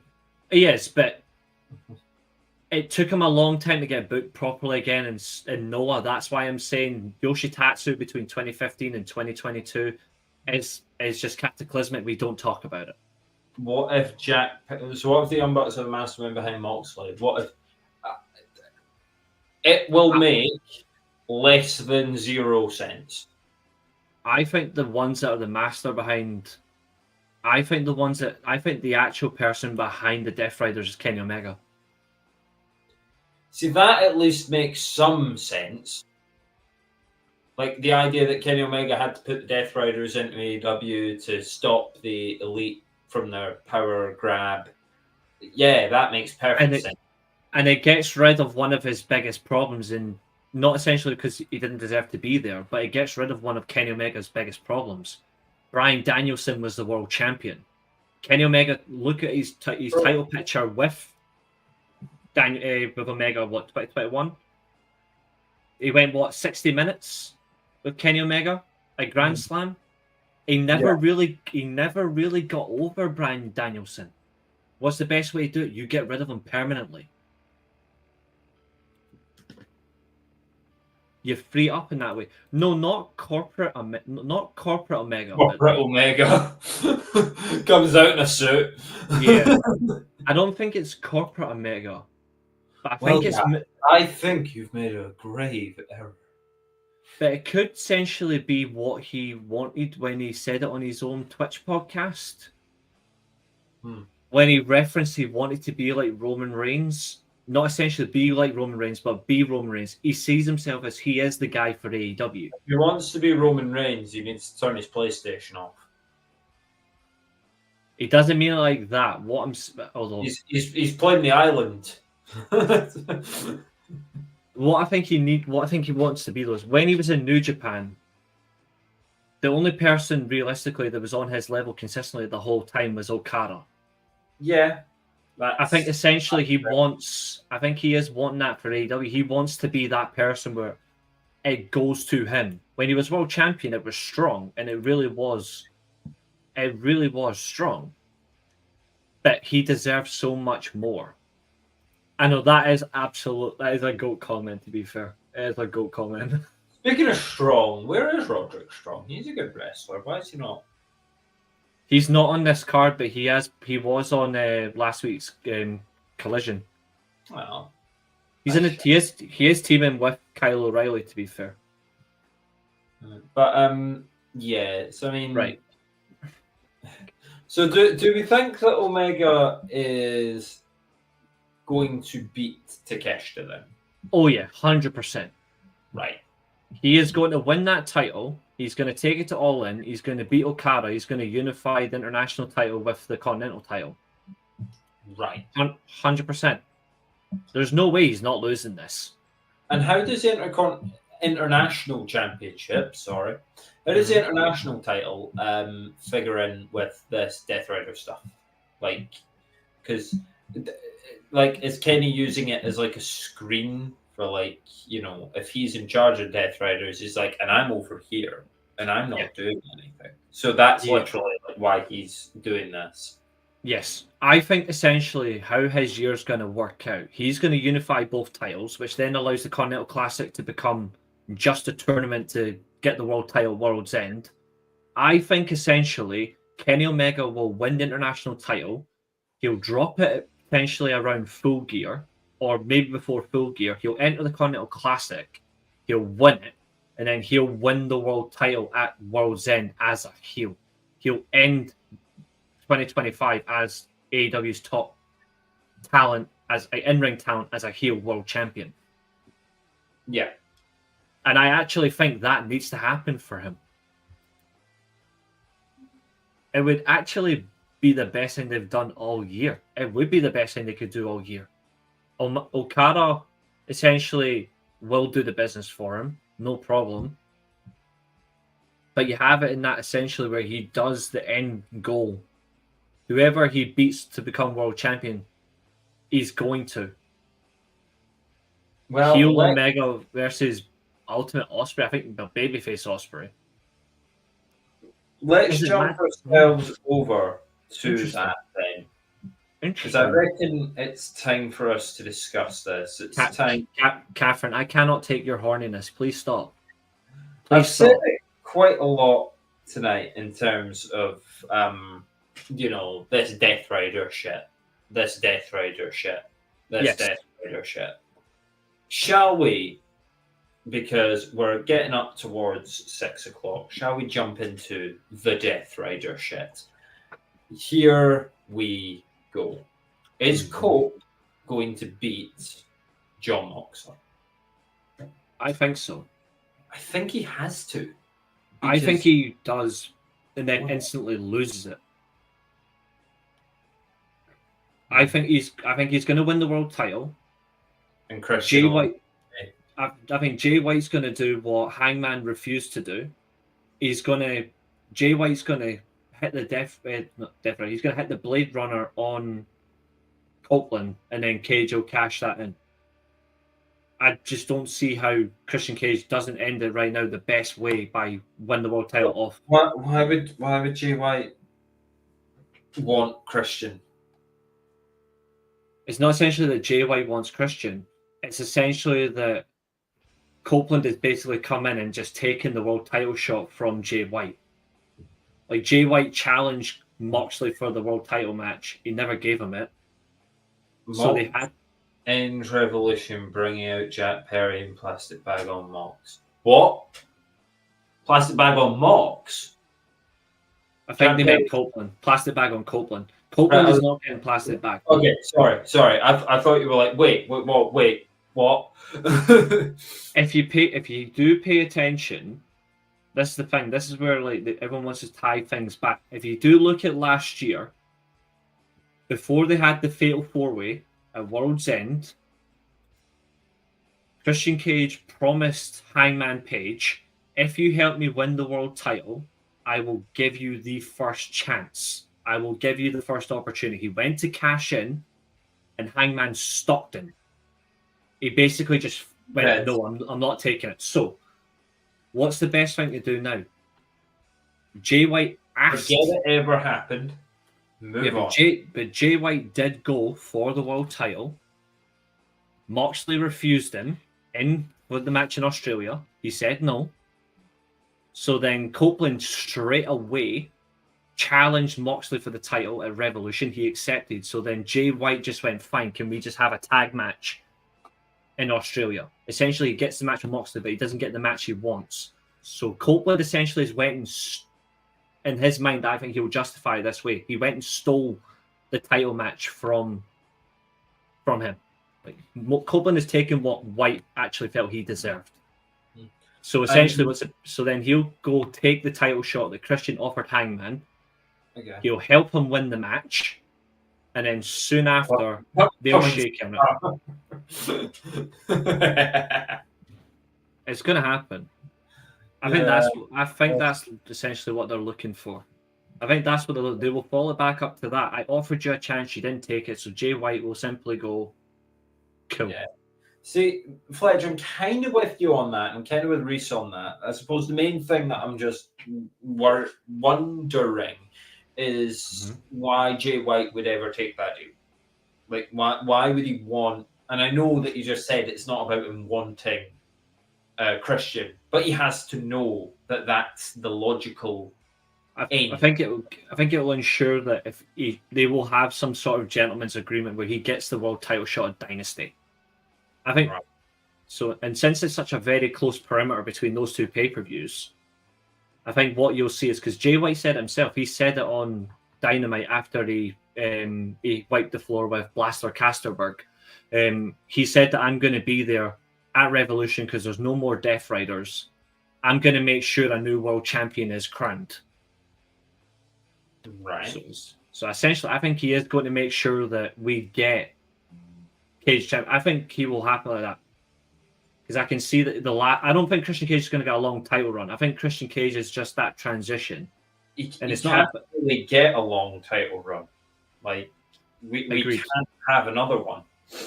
And they've got to go to someone younger soon. And this is where I'm also going to ask Darby Allin, what's the he's still doing Everest. Right, so he's not back. He's not back, no. Right, so it could be, in fact, the Jack Perry thing then. Maybe, Because but if it's Jack Perry, that obviously goes back to Darby Allin and Jack Perry and everything that went on between those two. potentially. Two of the pillars, maybe that is the way that you get there. Maybe Jack Perry's name's on Christian's contract. I think it is certainly possible. Whatever happens, a feud with world champ Jay White. See, Fletch, you've got the right idea. The problem is, I don't think Tony got that idea. Because what if Darby Allin? Because essentially, what if Jay White does help Cage win the title? I think I'm not 100% sure. Somebody maybe can check for me. I'm pretty sure Darby Allin doesn't do Everest until April, so I think he's been taking that whole time off to do it. Whereas Double or Nothing is right at the very end of May. Is there any guarantee that he comes back alive? Considering the fact he's climbing Everest, no idea. Yeah, exactly. Like, this is the other thing as well. Like, That's what I'm worried about. It's just dawned on me. He actually might not come back. Yeah, this is what I'm worried about. I don't essentially think that. I like the idea of Darby Allin maybe going on to be world champion, but I don't like the fact that you're basically hoping that he does come back.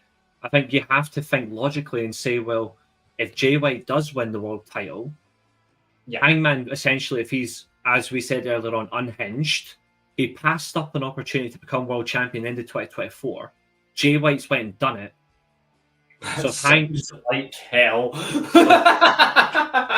so if Hangman was to win the Battle Royal, what if we get Hangman versus Jay White, heel versus babyface for the world title? Because again, I agree with you. What if Darby Allin doesn't return?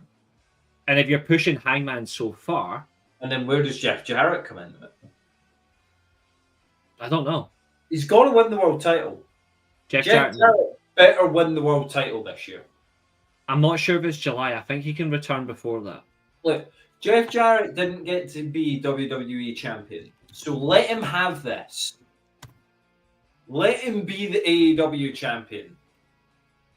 2 seconds, actually. I might be able to get exactly what you need. I do Well, not if want he's got a body bag for Moxley. Oh, that'd be great. Yeah, it's exactly what I said. He's climbing Mount Everest next month. He's actually climbing it on my birthday. You bastard. If you die on my birthday, that's the end of life itself. He could come back, but he could be in this show, though. Maybe he's like, yeah, you know what? Sure. It looks like, so according to Darby Allin, the earliest he's aiming for theoretically is All In, but he could potentially return at Double or Nothing. Please don't die. He's used to those chances, isn't he? Mm-hmm. That's the aim, at least. Essentially, when you look at Darby Allin as well, I didn't actually realize that. Swerves everyone has Mox retain and no one gets the title till July. I honestly think if Mox retains tonight, it's tomorrow. Tomorrow night. It's going to be no, we're not. They've had a bit of goodwill with this story. Some of that disappeared in Australia. They did. I think what they had, goodwill between Mox and Cope, disappeared in Australia. With the finish that they did, and it's just kept getting worse and worse. And no worries. It just keeps getting worse and worse and worse, and they need to get this belt off Jon Moxley. The Death Rider shit needs to end. It has been woeful. I also don't like the fact that, and maybe I'm just a little bit of a cynic because I like the presentation of the world championship, not the world champion, but a world champ presented well is good. I didn't realize as well, Darby Allin's 4 years older than me. That is fucking scary. No. Not a chance. I mean, it would also be stupid as well if Danielson comes out and helps Mox when Mox tried to kill him on TV. That would be absolutely nonsensical. Well, maybe they planned that.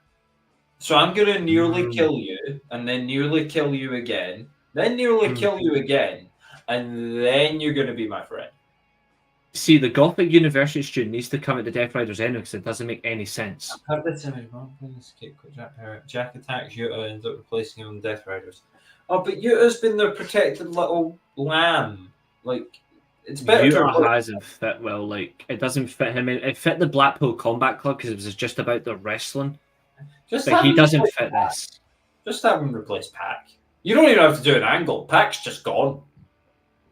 I think essentially they need to take out Pac and Yuta and replace them with Archer and Brian Cage.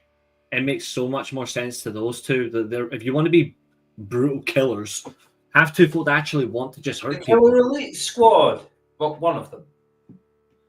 I want to see Claudio be a little bit more serious as well, but I'm not sure. But in terms of I want to see Claudio. No, sorry, I don't want to see Claudio at all.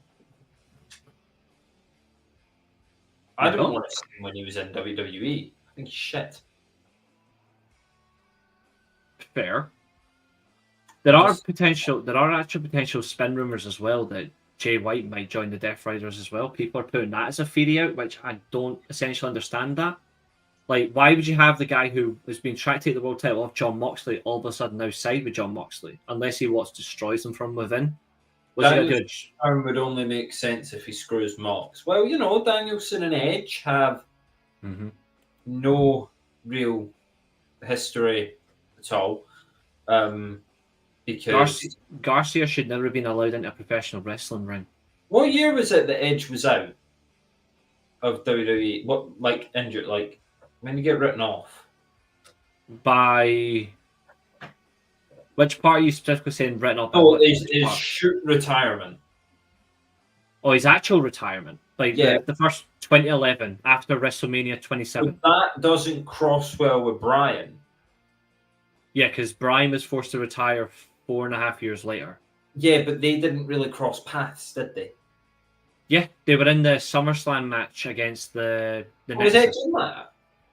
Yeah, it was R-Truth, Bret Hart, John Cena, Chris Jericho, Edge, so that and Daniel Bryan. That's storied history, right? Never mind.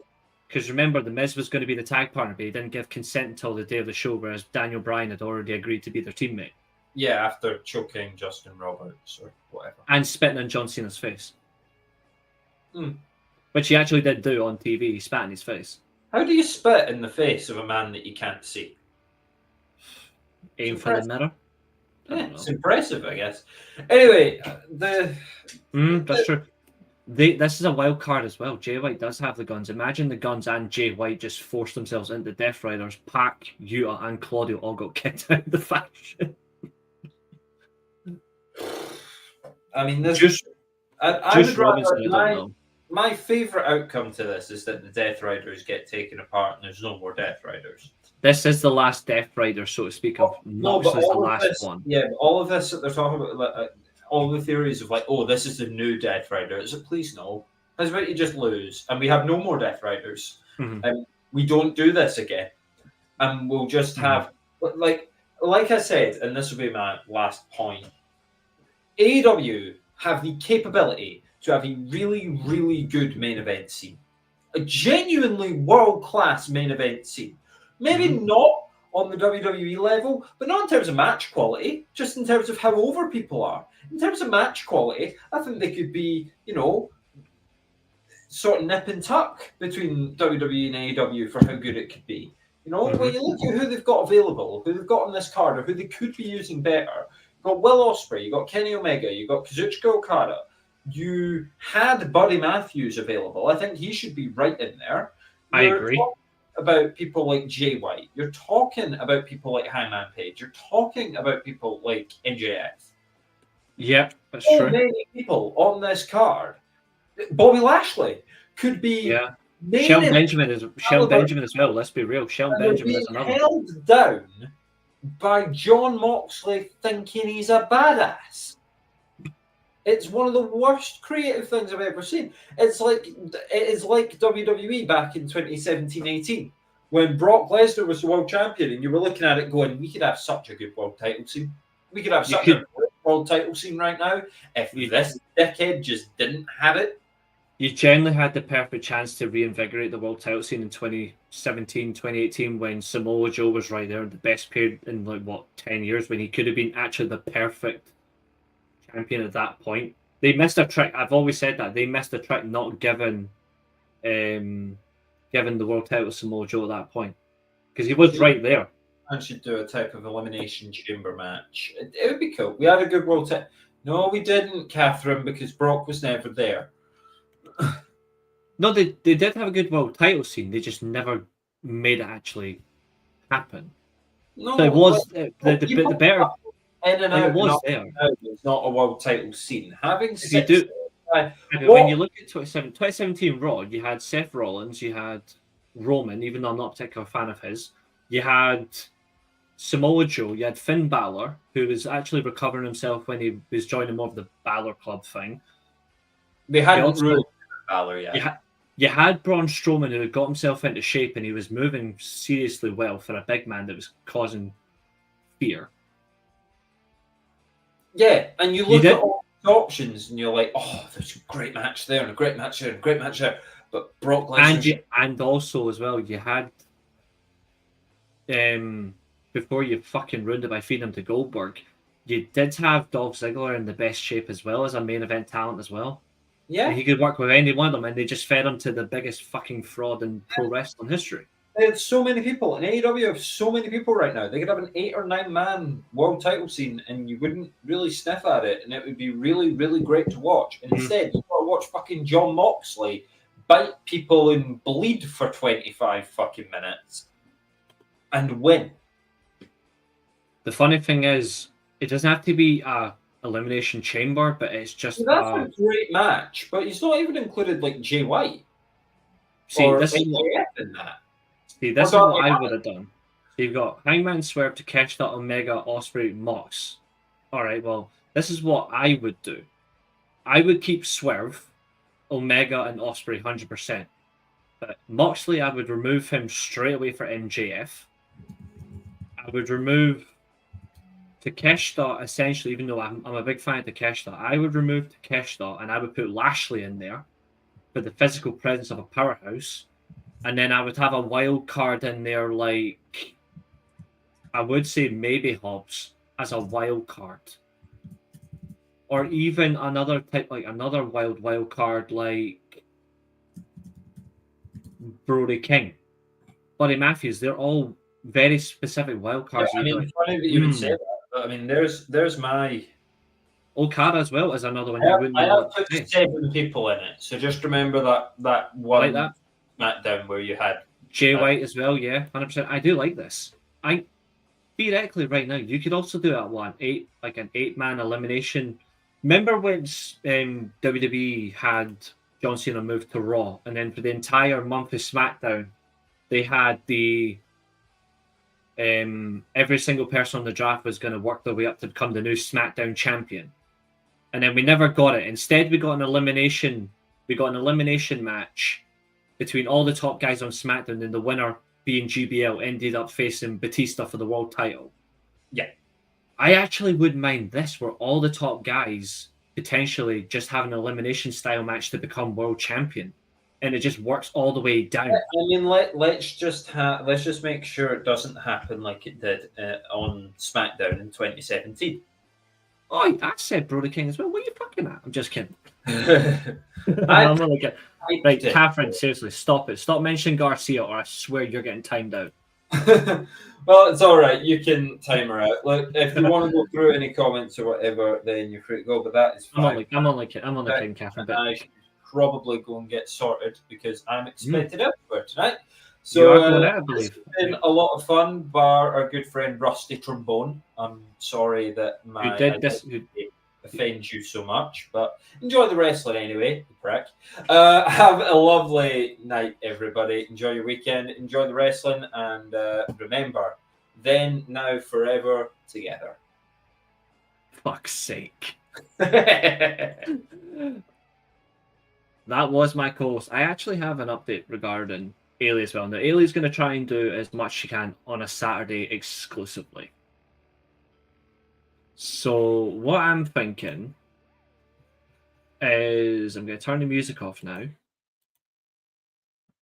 What I'm thinking is I do a lot of the other content on the channel anyway, and quintessentially, when you've got so many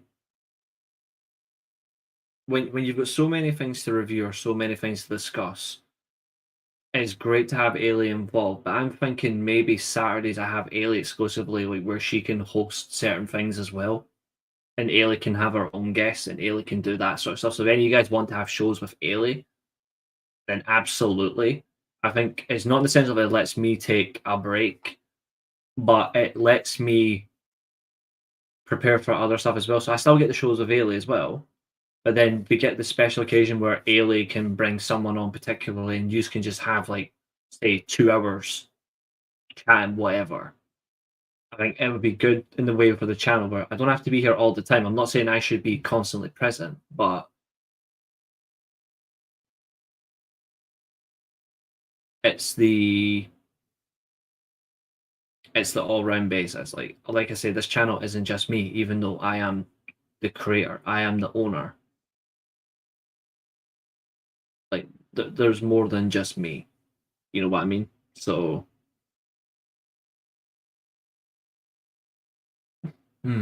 perhaps. I think that would be a lot of fun.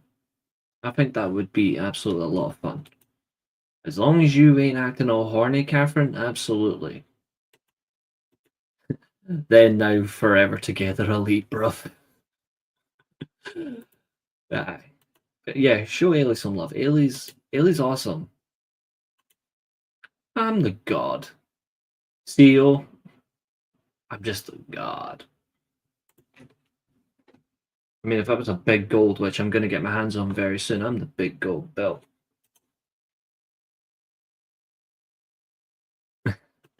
One of that song I was playing for the last hour is actually called The Final Boss, by the way.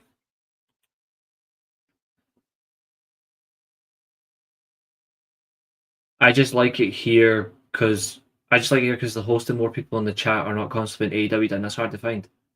You'll find that we will agree on certain things when it comes to AEW, and some things we don't, and we disagree on. But the one thing is, we're not going to completely we don't want it to be destroyed. We just want it to be a different vision. We want it to be a reflection. Reece is the final boss.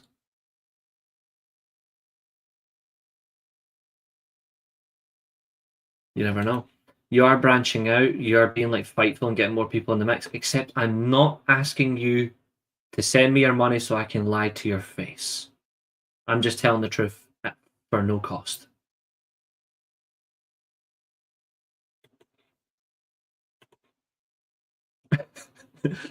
No, I'm still gonna be here. Like what I'm saying is, I just want to give more people.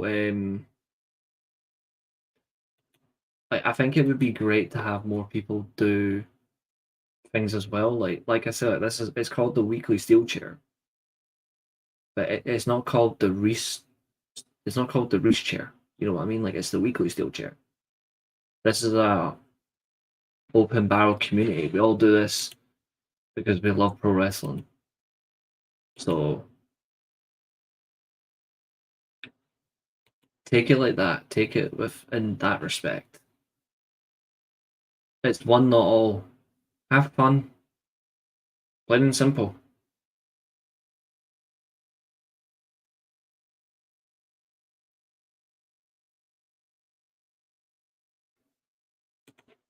Mm-hmm. Absolutely. And speak your mind. Remember, it's your truth, not someone else's. I'm the chair with the I'm the table energy. I mean, before we came live, I literally did all I literally polished down the desk, cleaned the monitors, cleaned all like my surfaces, all that stuff. So I've literally been, and I've done all the laundry and shit. So I've been cleaning up. This is my reward. Like a collective group of workers, basically. But yeah, we have fun, say what we want, enjoy what we want,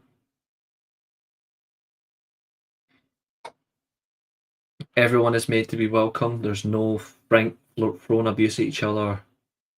It's just having fun. Isn't that not what it's supposed to be about?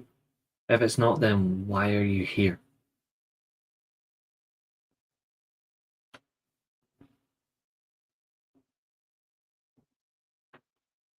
Also, I'm glad I finally changed the YouTube settings. I finally got your timestamps on. Moderation activity, absolutely not. But we will be leaving soon, so what I'm going to do is 6:10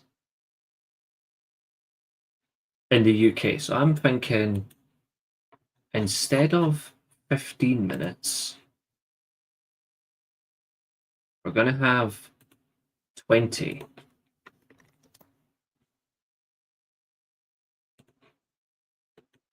Final 20 minutes. Have y'all checked Evolve? I'm interested. Might check the first one here. Jack Cartwheel was on. Jack Cartwheel was on Evolve, yeah. So was is it Kaylee Ray, or whatever her name is. Covalent's a good podcast, I agree. Check them out. They are actually a good fun. They are good fun. They're nice guys too. Right, we need our live chat questions music.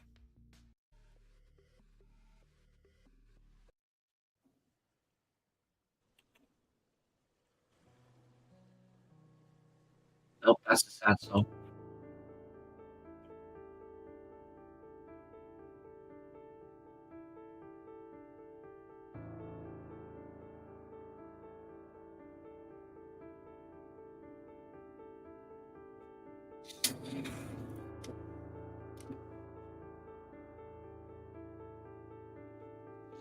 I'm going to speak to him about that because I might be doing a few watch-alongs after the 16th of March, just for the week. So I might do a Raw watch-along, Dynamite, TNA with Ring of Honor at the same time. So I'm going to do a few of those for that week. So I'm going to branch out to Matthew, see if he wants to take part.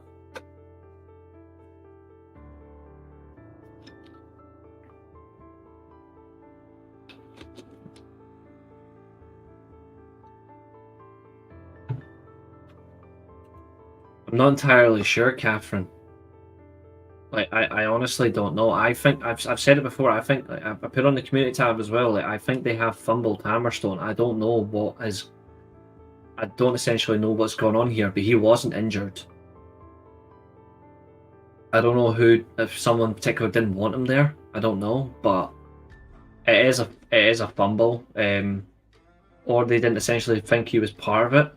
I didn't either. I thought it was crap. I actually thought it was genuinely rubbish. I think next week will be better, but I thought this week was genuinely nonsense.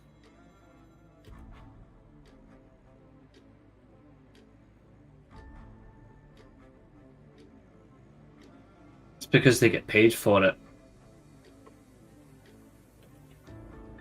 I also agree with that, but I also think it's essentially where they're at as well. It depends on the talent. They're overpaying Moose, which is really annoying. Like, it is actually very annoying. Like, I want to see them get back to where they are, and I think the bigger arenas they're running are going to help. But they need to do better contractually when it comes to talent. It's something I've always been consistent on. Yeah, check out Matt. He is really good. He's a nice guy as well.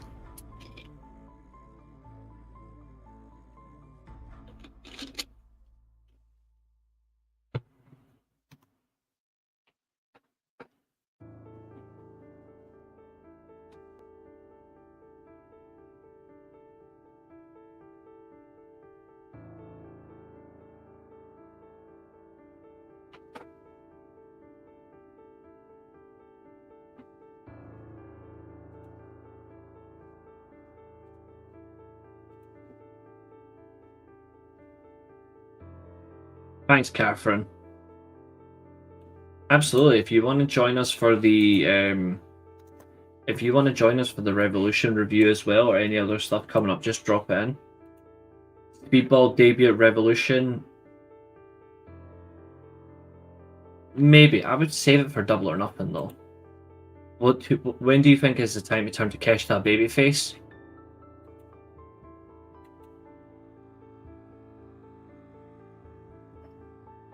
This might shock you. Never.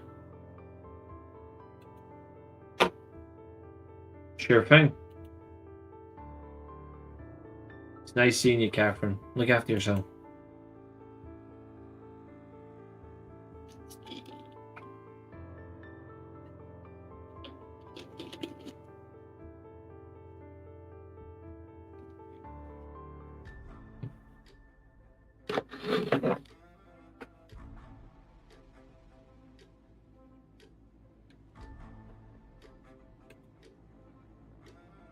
What face turn? What are you on about? Fucking face turn.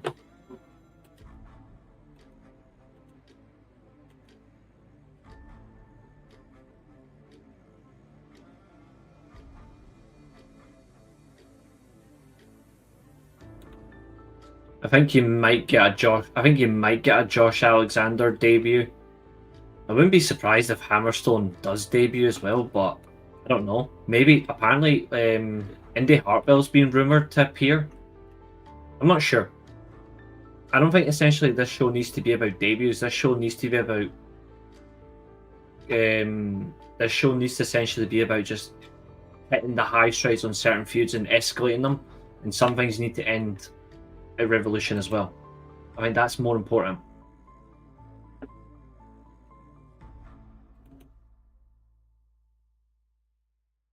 If that makes sense.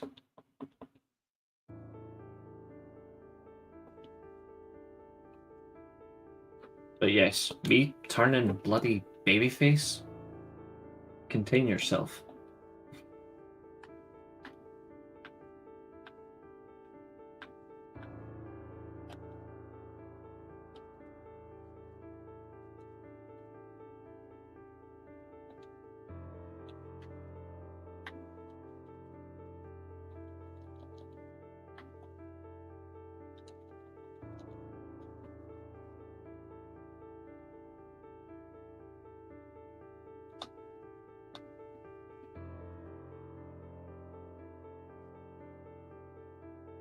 Mark Davis shows up to screw Ospreay or even turn on Fletcher. Nobody should be getting involved, personally. You've got to just let them fight. Takeshita would make a great Bond villain. You know what's mad? He actually would. There's something there that it would actually work. If they ever do it, I don't know, but he has something about him that is likable. He's one of the few talents that you can just genuinely say in general that this guy actually makes sense.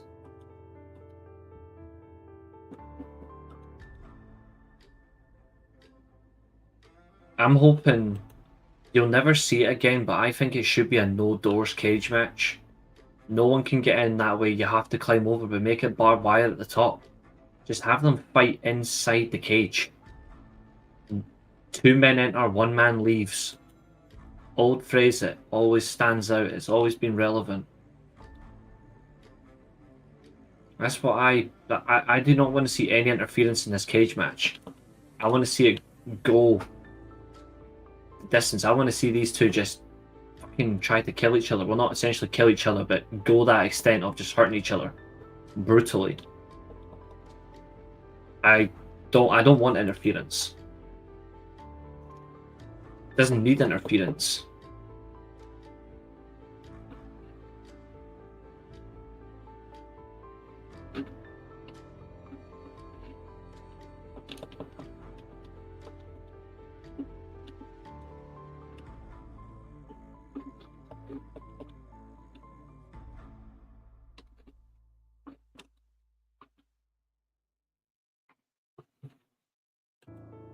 It is. The only thing though,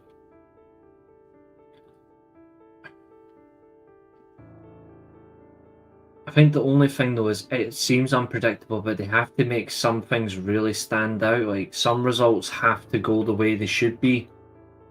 There should be no there's no excuse on this show to fuck up certain things, and Eilidh was right about the world title. Specifically, that one has to be resolved, otherwise you've really fucked shit up. Penalty to Benfica, let's go.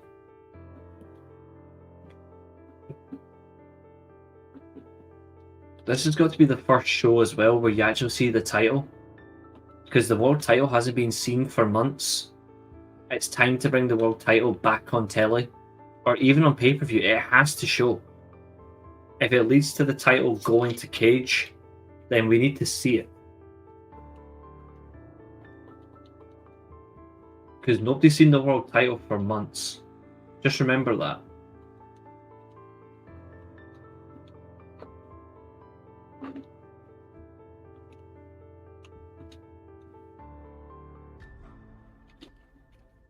Yeah, it needs to be seen, Zodiac. Like, even if you opened up the briefcase and you show the world title and then instantly you just close it saying that's as far as you're gonna get, that's fine. Unless it's not in the briefcase.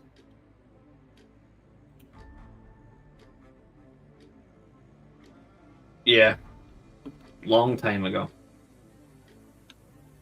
It isn't good.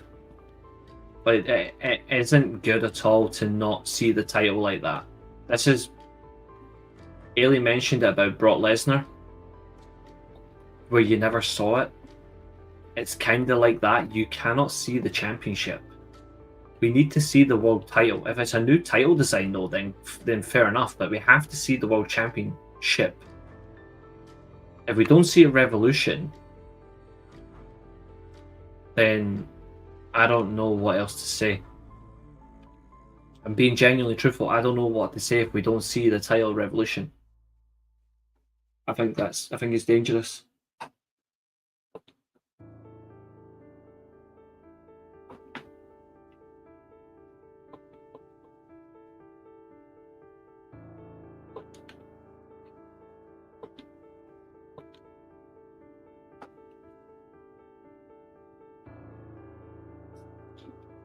You still got your penalty.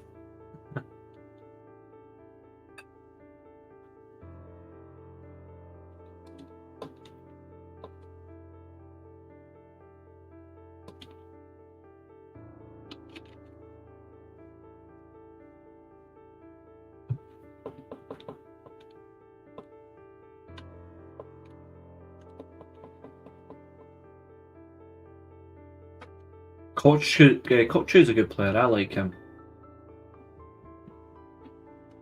He's a really good box-to-box player. I really rate him. He's a player I'd have at United in a heartbeat. He's an excellent midfield player.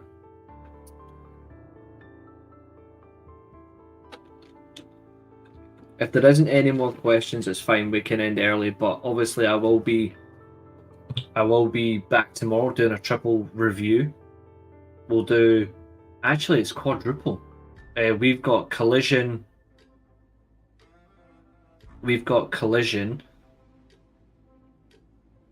Ring of Honor, TNA, even though those two shows were rubbish. SmackDown, we've got 4 to do, and then Monday's potentially the Revolution review. So we absolutely will see that. Billy Starks face off with Mercedes after her match. Yes. Yeah. You're welcome, Zodiac. You enjoy Revolution as well. But in the meantime, ladies and gentlemen, I will see you all later on. Look after yourselves. And exactly what Zodiac says. Enjoy Revolution, but also before you get there, enjoy Collision. Stay tuned. Safe times. And I'll see you next time. Oh, hold on. What's this? Maybe have Mina dethrone the openweight belt at Forbidden Door. Maybe. Either way, all those titles are coming off her before she gets the world title. And with that, I'm out of here. Goodbye, guys.